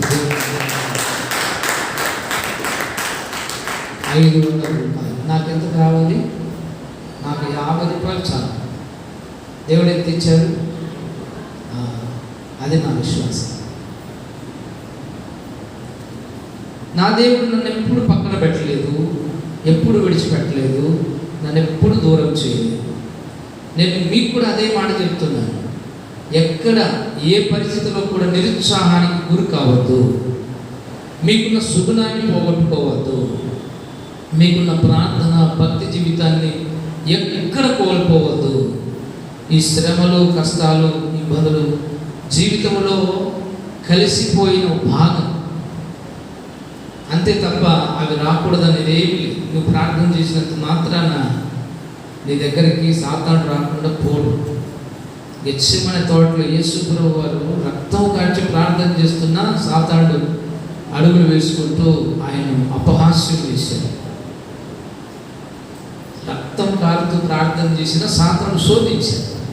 40 రోజులు ఉపవాసం ప్రార్థన చేసిన నీవు దేవుడికి మాడిపోతే రా అని చెప్పేసి ఆయన శోధన కొండ మీదకి తీసుకెళ్ళాడు. ఈ శోధనలో ఓడేది సాతానుడు, జయించేది నీవు. ఇది మాత్రం సత్యం. కాబట్టి వాక్యం వింటున్న ప్రియ దేవుడి సంగమ, దేవుడు పెట్టారా, మనం వెలిగింపబడిన తర్వాత వెలిగిస్తూనే ఉన్నారు. వాక్యం రాయబడి ఉంది, ఒకసారి వెలిగింపబడి పరలోక సంబంధమైన వరములను రుచి చూచి పరిశుద్ధాత్మలో పాల్పంపులు పొంది రాబో యుగ సంబంధమైన శక్తుల ప్రభావం అనుభవించి అయినా కూడా నువ్వు తప్పిపోతున్నావు అంటే నీ సారాన్ని పోగొట్టుకుంటున్నావు, నీలో ఉన్న మంచి గుణాన్ని పోగొట్టుకుంటున్నావు. బయట పారవేయబడడానికి ఉప్పు ఎలా సిద్ధమైందో మనం నరకానికి సిద్ధమైపోయిన వాళ్ళం అవుతాం. రక్షింపబడి మారు మనసు పొంది బాప్తీసం తీసుకున్న వాళ్ళు కూడా నరకానికి పోతారా? ఎస్, పోతారు. ఎప్పుడు? సారం లేనప్పుడు. ఇది ఒక ప్రాసెస్ ఏం కాదు. పెళ్లి చేసుకోవాలి, పిల్లలు కనాలి, పెంచాలి, పెద్ద చేయాలి, చదువు చెప్పించాలి. అలాగా విశ్వాస జీవితంలో కూడా మందిరానికి రావాలి, వాక్యం వినాలి, మారు మనసు పొందాలి, పాపక్షమాపణ పొందాలి, దాని కొరకైనా బాప్తీసం తీసుకోవాలి. ఇంకా అయిపోయింది, ఎట్లా ఉన్నా ఏం కాదని లేదు. పరలోకం పోతామని నిశ్చిత లేదు. చివరి శ్వాస వదిలేంత వరకు నువ్వు ఎలా ఉన్నావో అలాగే ఉండాలి. ఎంత ప్రార్థన, ఎంత భక్తి, ఎంత యథార్థత నీలో ఉందో అదే ఉండాలి. అప్పుడే దేవుడి రాజ్యం నీకు సొంతం అవుతుంది. లేకపోతే చాలా ప్రమాదకరమైనటువంటి జీవితంలో మనం పడాల్సి వస్తుంది. దేవుడి యొక్క వాక్యం రాయబడింది, సమాధాన పరచువారు ధన్యులు, వారు దేవుని కుమారులను పడతారు. Peacemakers considered as the children of God. We should be act as peacemakers.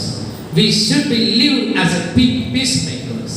ఈ భూమి మీద ఎక్కడైతే సంబంధాలు చెడిపోయి ఉన్నాయో, ఎక్కడైతే బంధాలు తెగిపోయి పాడైపోయి ఉన్నాయో ఆశ్చర్యపోయకూడదు, కట్టాలి వాటిని. క్రైస్తవుడు దేవుడు ఎందుకు లోపల పెట్టాడంటే కట్టడానికి, పడగొట్టడానికి కాదు. ఆమేన్, హల్లెలూయా. ఎవరైనా మీ ఇంట్లో దూరం ఉన్నారా? వారితో మాట్లాడండి, పలకరించండి, కలుపుకొని పోండి, సమాధానపరచండి, విశ్వాసంలో తీసుకురండి, ప్రార్థన చేయండి, అవసరమైతే క్షమాపణ అడగండి. సమాధాన పడాలి, సమాధానపరచాలి. అలా చేయటం ద్వారా పోయిన సారం మళ్ళీ మనలోకి వస్తుంది. The first process restore your character is you should pray in the presence of the Lord to be a peacemaker. మనం పోగొట్టుకున్న భక్తి జీవితము, ప్రార్థన జీవితం మళ్ళీ రావాలి అంటే నువ్వు సమాధానపడాలి. సమాధానపరచాలి. దేవుడు ఏమంటున్నాడు తెలుసా? అలాంటి వాళ్ళని నా కుమారుడు, నా కుమార్తె, నా కుమారుడు, నా కుమార్తె. మనమందరము దేవుడికి పిల్లలమే, కొడుకులకు కూతురులమే. ఇక్కడ మనమళ్ళు, మనవరాళ్ళు, ఏమంటారు, వరుస అయినళ్ళు ఏమీ లేదు. అందరూ పిల్లలే దేవునికి. అందరూ ఏమని పిలుస్తాం? తండ్రి అని పిలుస్తాం. ఇంట్లో నాన్న ప్రార్థన చేసినప్పుడు తండ్రి అని పిలుస్తాడు యేసయ్య. కొడుకు ప్రార్థన చేసినప్పుడు కూడా చెప్పరే తండ్రి అని పిలుస్తాడు. మనవడు ప్రార్థన చేసినా కూడా తండ్రి అని పిలుస్తాడు. ఆశ్చర్యం కలిగదు? ఎప్పుడైనా ఆలోచన చేయలేదు? భర్త ప్రార్థన చేసినా తండ్రి అని పిలుస్తాడు, భార్య ప్రార్థన చేసినా తండ్రి అని పిలుస్తాడు. వరుస తప్పిందంటారు, వరుస బాగుందంటారు. ఆమె సమాధానం ఉన్న చోట ఇది జరుగుతుంది. ఒకసారి భార్య భర్త మోకరించి ప్రార్థన చేస్తున్నారట. భార్య పెద్ద మొరటది, ఏం ప్రార్థన రాదు. ప్రార్థన రాకపోయినా పర్వాలేదు, ప్రార్థన రమ్మన్నా కూడా రాదు. ఎప్పుడు ఇల్లు, వంట, ఇదే panchayat.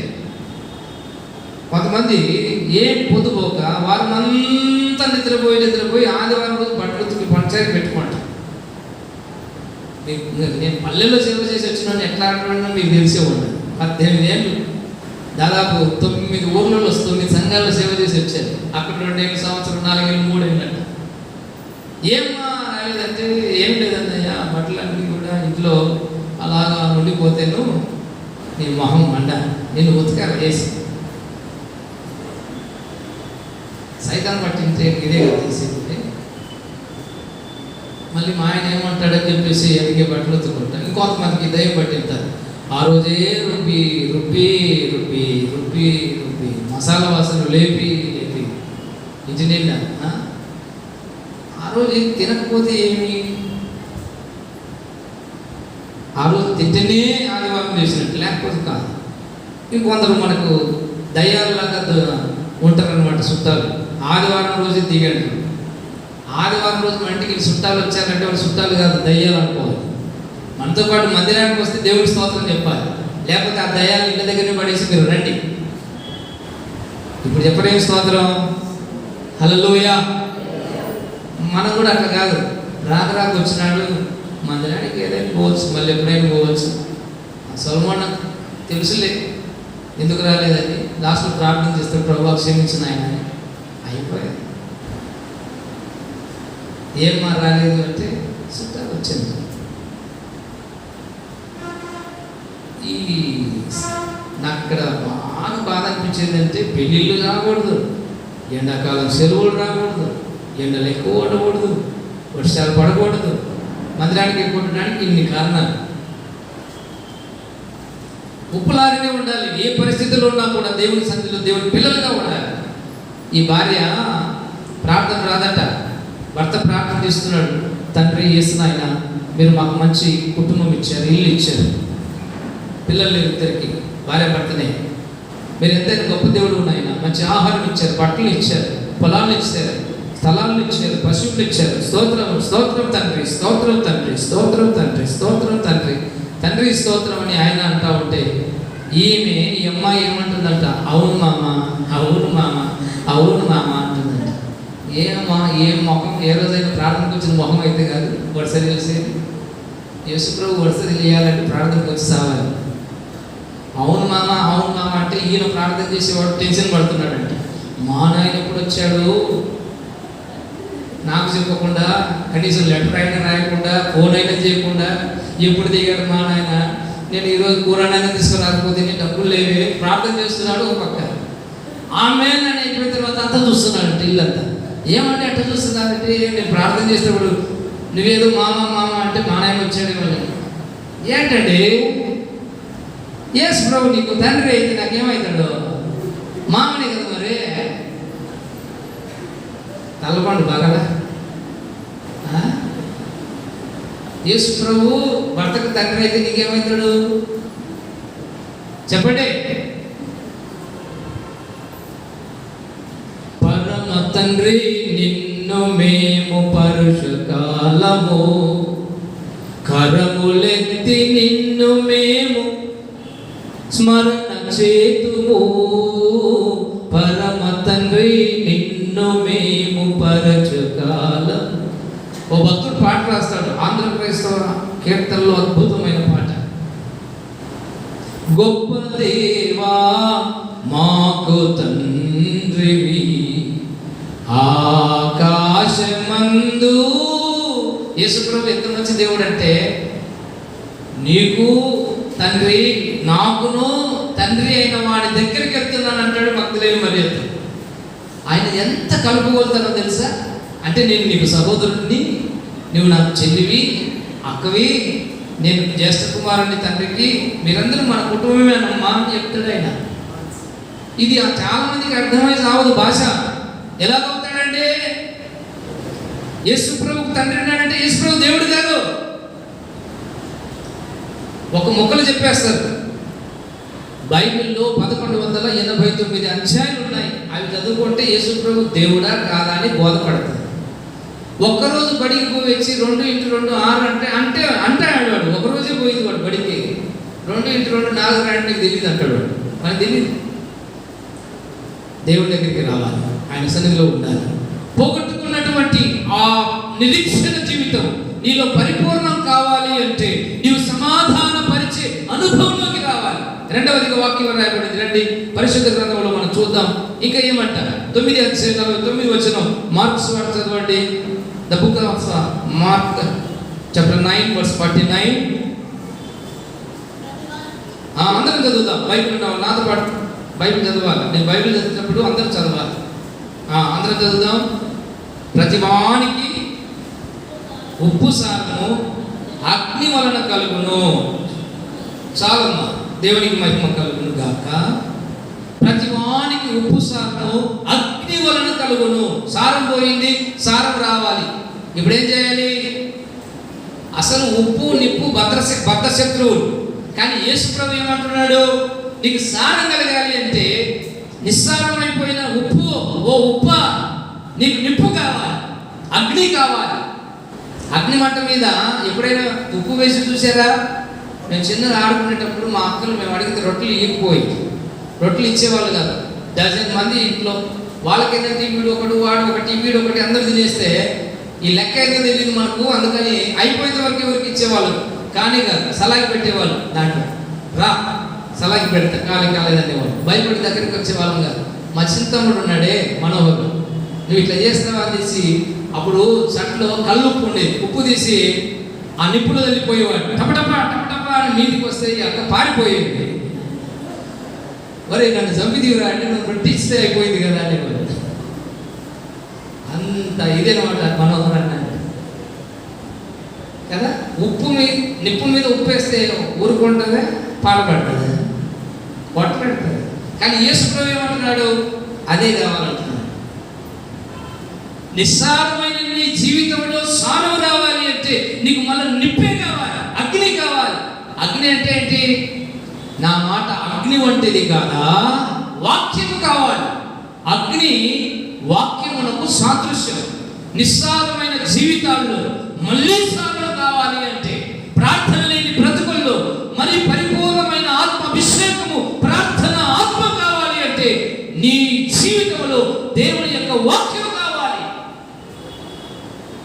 If you meditate the word of God, He will be restored your character, what you lost.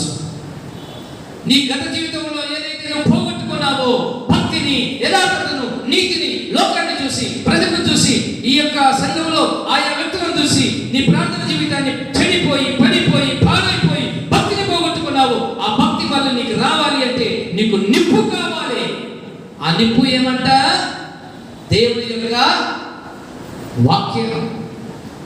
నా మాట అగ్ని వంటిది కాదా, బండలను బద్దలు చేయు సుత్తి వంటిది కాదా అంటాడు ఇర్మియా గ్రంథంలో ప్రభువారు.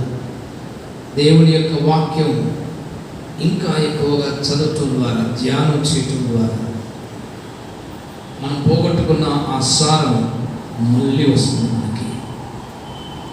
ప్రభు ప్రశ్నించాడు, ఉప్పు నిస్సారం అయితే దేని వల్ల సారం పొందుతుంది ఎవరు తెలియదు లోకంలో. It's greatest technique. నిస్సారం అయిపోయే ఉప్పు, నిస్సారం అంటే ఏంటో తెలుసా? నీళ్లు గారిపోతూ ఉంటుంది, ఉప్పు పనికిరాదు. దాన్ని తీసుకొచ్చి పెనం మీద వేస్తే మళ్ళీ సారం వచ్చేస్తుంది. చప్పటి పట్టి దేవుని మైపోయింది. ఆ పెనం ఏంది? సంఘం. ఆ నిప్పేంది? దేవుని వాక్యం.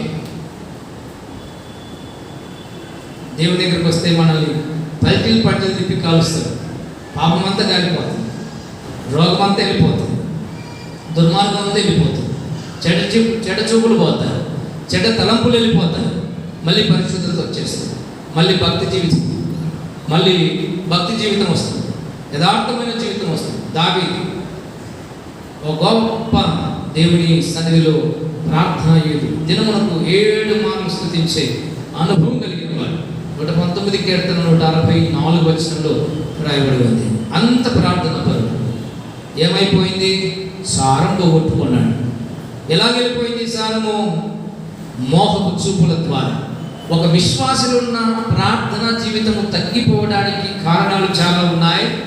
ఒక కారణము మోహపు చూపు, రెండవ కారణం ధనం మోసం, మూడవది అన్యాయం, నాలుగవది అక్రమం, 5 చెడు మార్గం, 6 అవిశ్వాసం, 7 వ్యభిచారపు మనస్సు, 8 ఈలోక స్నేహం. ఇలా చెప్పుకుంటూ పోతే చాలా ఉన్నాయి. ఇవన్నీ కూడా మనలో నుంచి వెళ్ళిపోవాలి. వేరే మార్గమే లేదు. దావీదు భక్తుడు తెలుసుకున్నాడు. 51 కీర్తన 10 వచనంలో అంటాడు, దేవా శుద్ధ హృదయమును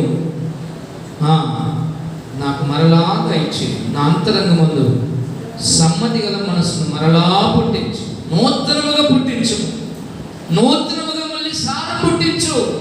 ప్రార్థన లేక, భక్తి లేక నిస్సారం అయిపోయాను.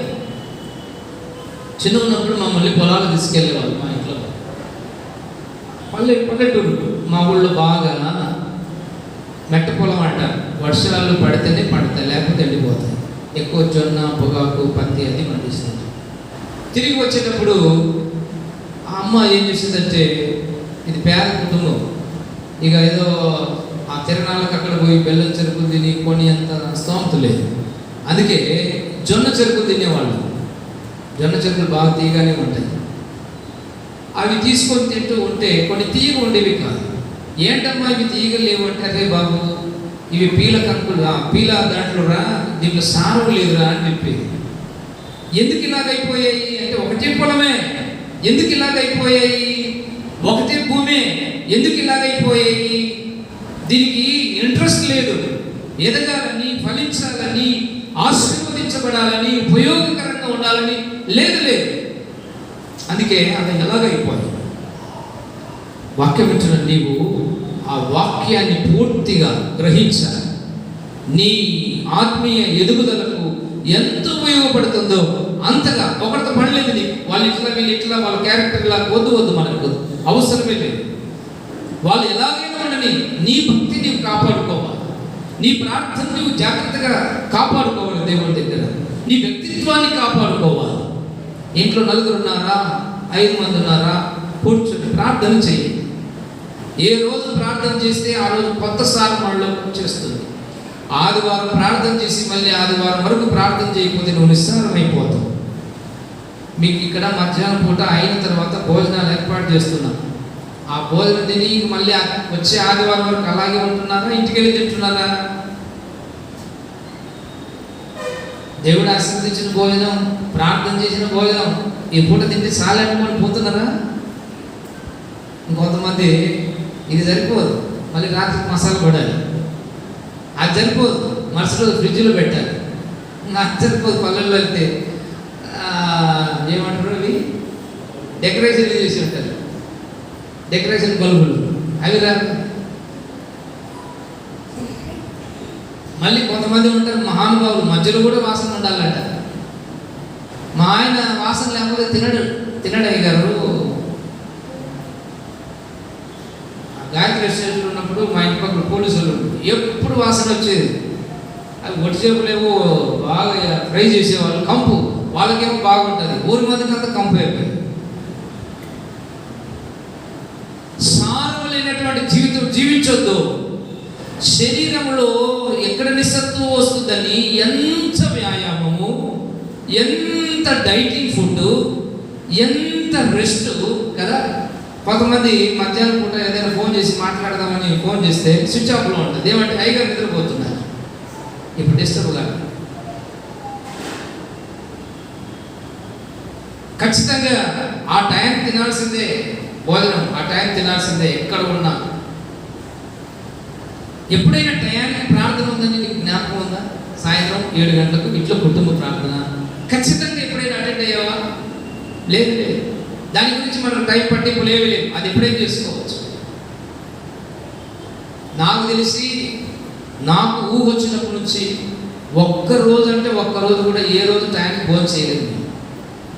టిఫిన్తో సహా ఎప్పుడు కూడా, ఏ రోజు కూడా. ఎప్పుడు తింటానో తెలియదు. ఎప్పుడు టైం ఉంటే అప్పుడు తింటాను. ఖచ్చితంగా తినాలనేవి లేదు నాకు. కొన్నిసార్లు మానేస్తూ ఉంటాను. ఇప్పుడు ఎందుకు లేదు, అవసరం లేదు అనిపిస్తుంది. ఎందుకు ఈ మాటలు చెప్తున్నా అంటే, మరి ఆత్మీయ జీవితానికి సారం కావాలి కదా. నీ ఆత్మ నిస్సారం కాకుండా అది బాగా బలంగా ఉండాలి అంటే నువ్వేం చేయాలి? దేవుడి యొక్క వాక్యం రాయబడింది కదా. అది ఎలాగ సారం పొందుకుంటుందంట? ఉప్పు నిప్పు వలనే, అగ్ని వలనే సారం పొందుకుంటుంది. ప్రముచితమైతే మరిన్ని సంగతులు మరొకసారి ధ్యానం చేద్దాం. నేను ముగిస్తున్నాను. ప్రియ దేవుని బిడ్డలారా, దేవుని సంగమా, చివరి మాట పేతురు రాసిన 2వ పత్రిక 2వ అధ్యాయం 20-21 వచనాల్లో మన వాక్యం గమనించినట్లయితే, it was return in the Bible, the epistle of Peter, second epistle, chapter 2 verse 20 and 21. చదువుదామా? 2వ అధ్యాయము 20-21 వచనాలు. వారు ప్రభువును రక్షకుడునైన యేసుక్రీస్తు విషయమైన అనుభవ జ్ఞానము చేత ఈ లోక మాలిన్యములను తప్పించుకున్న తరువాత మరలా వాటిలో చిక్కుబడి వాటి చేత జయింపబడిన ఎడల వారి కడవరి స్థితి మొదటి స్థితి కంటే మరి చెడ్డదగును. అట్టి వారు నీతి మార్గమును అనుభవపూర్వకముగా తెలుసుకొని తమకు అప్పగింపబడిన పరిశుద్ధమైన ఆత్మ నుండి తొలగిపోవుట కంటే ఆ మార్గమును అనుభవపూర్వకముగా తెలియక ఉంటయే వారికి మేలు. కుక్క తన వాంతికి తిరిగినట్టును, కడగబడిన పంది బురదలో దొరుకుటకు మళ్ళినట్టును అను నిజమైన సామెతే చొప్పున వీరికి సంభవించింది.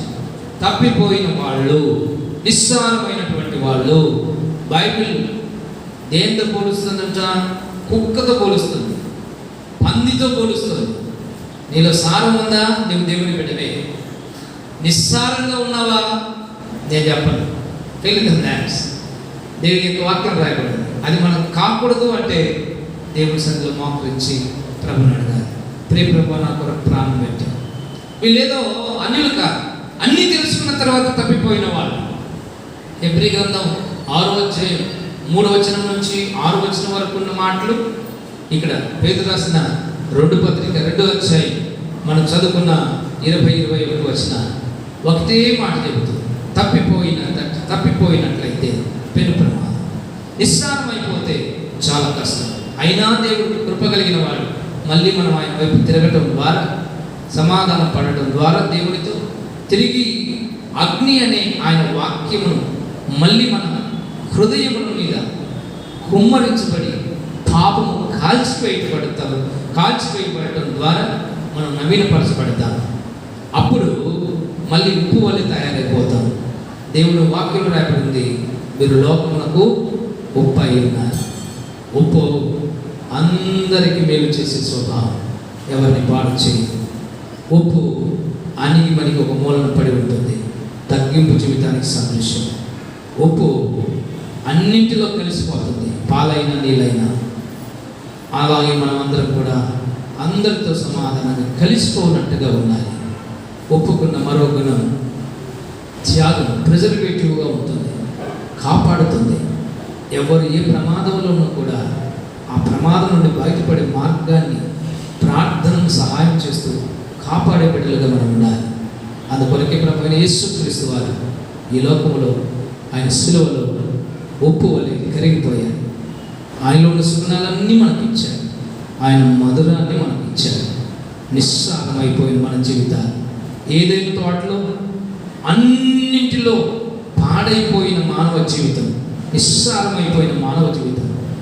ఏదైనా తోట నుండి గిట్టి వేయబడి ఖడ్గ జ్వాలల పర్యవేక్షణలో కాపు ఉన్నటువంటి ఆ తోట నుండి గిట్టి వేయబడిన మానవుని జీవితం ప్రభు మళ్ళీ హస్తాల్లోకి తీసుకొని, ఇదిగో మనం అలాగే వదిలిపెట్టక మన కొరకు సిలువకు దిగి వచ్చాడు, ప్రాణం పెట్టాడు, రక్తము చిందించాడు, పాపిని నన్ను నిన్ను పరిశుద్ధునిగా మార్చాడు. ఇట్టి శ్రేష్టమైన మాట మన కొరకు దేవుడు దీవించి ఆశీర్వదించునుగాక. ఆమేన్. లేచి నిలబడండి. విన్న స్థలంలో పరిశుద్ధ బల దగ్గరికి మనం వెళ్ళక మునుపు మనం ప్రభుకి అప్పగించుకుందాం. This is what God has recommended today. Like my dear beloved brother and sister, be and try to be as a salt. Don't leave your saltiness. Take an oath in the presence of the Lord. My God,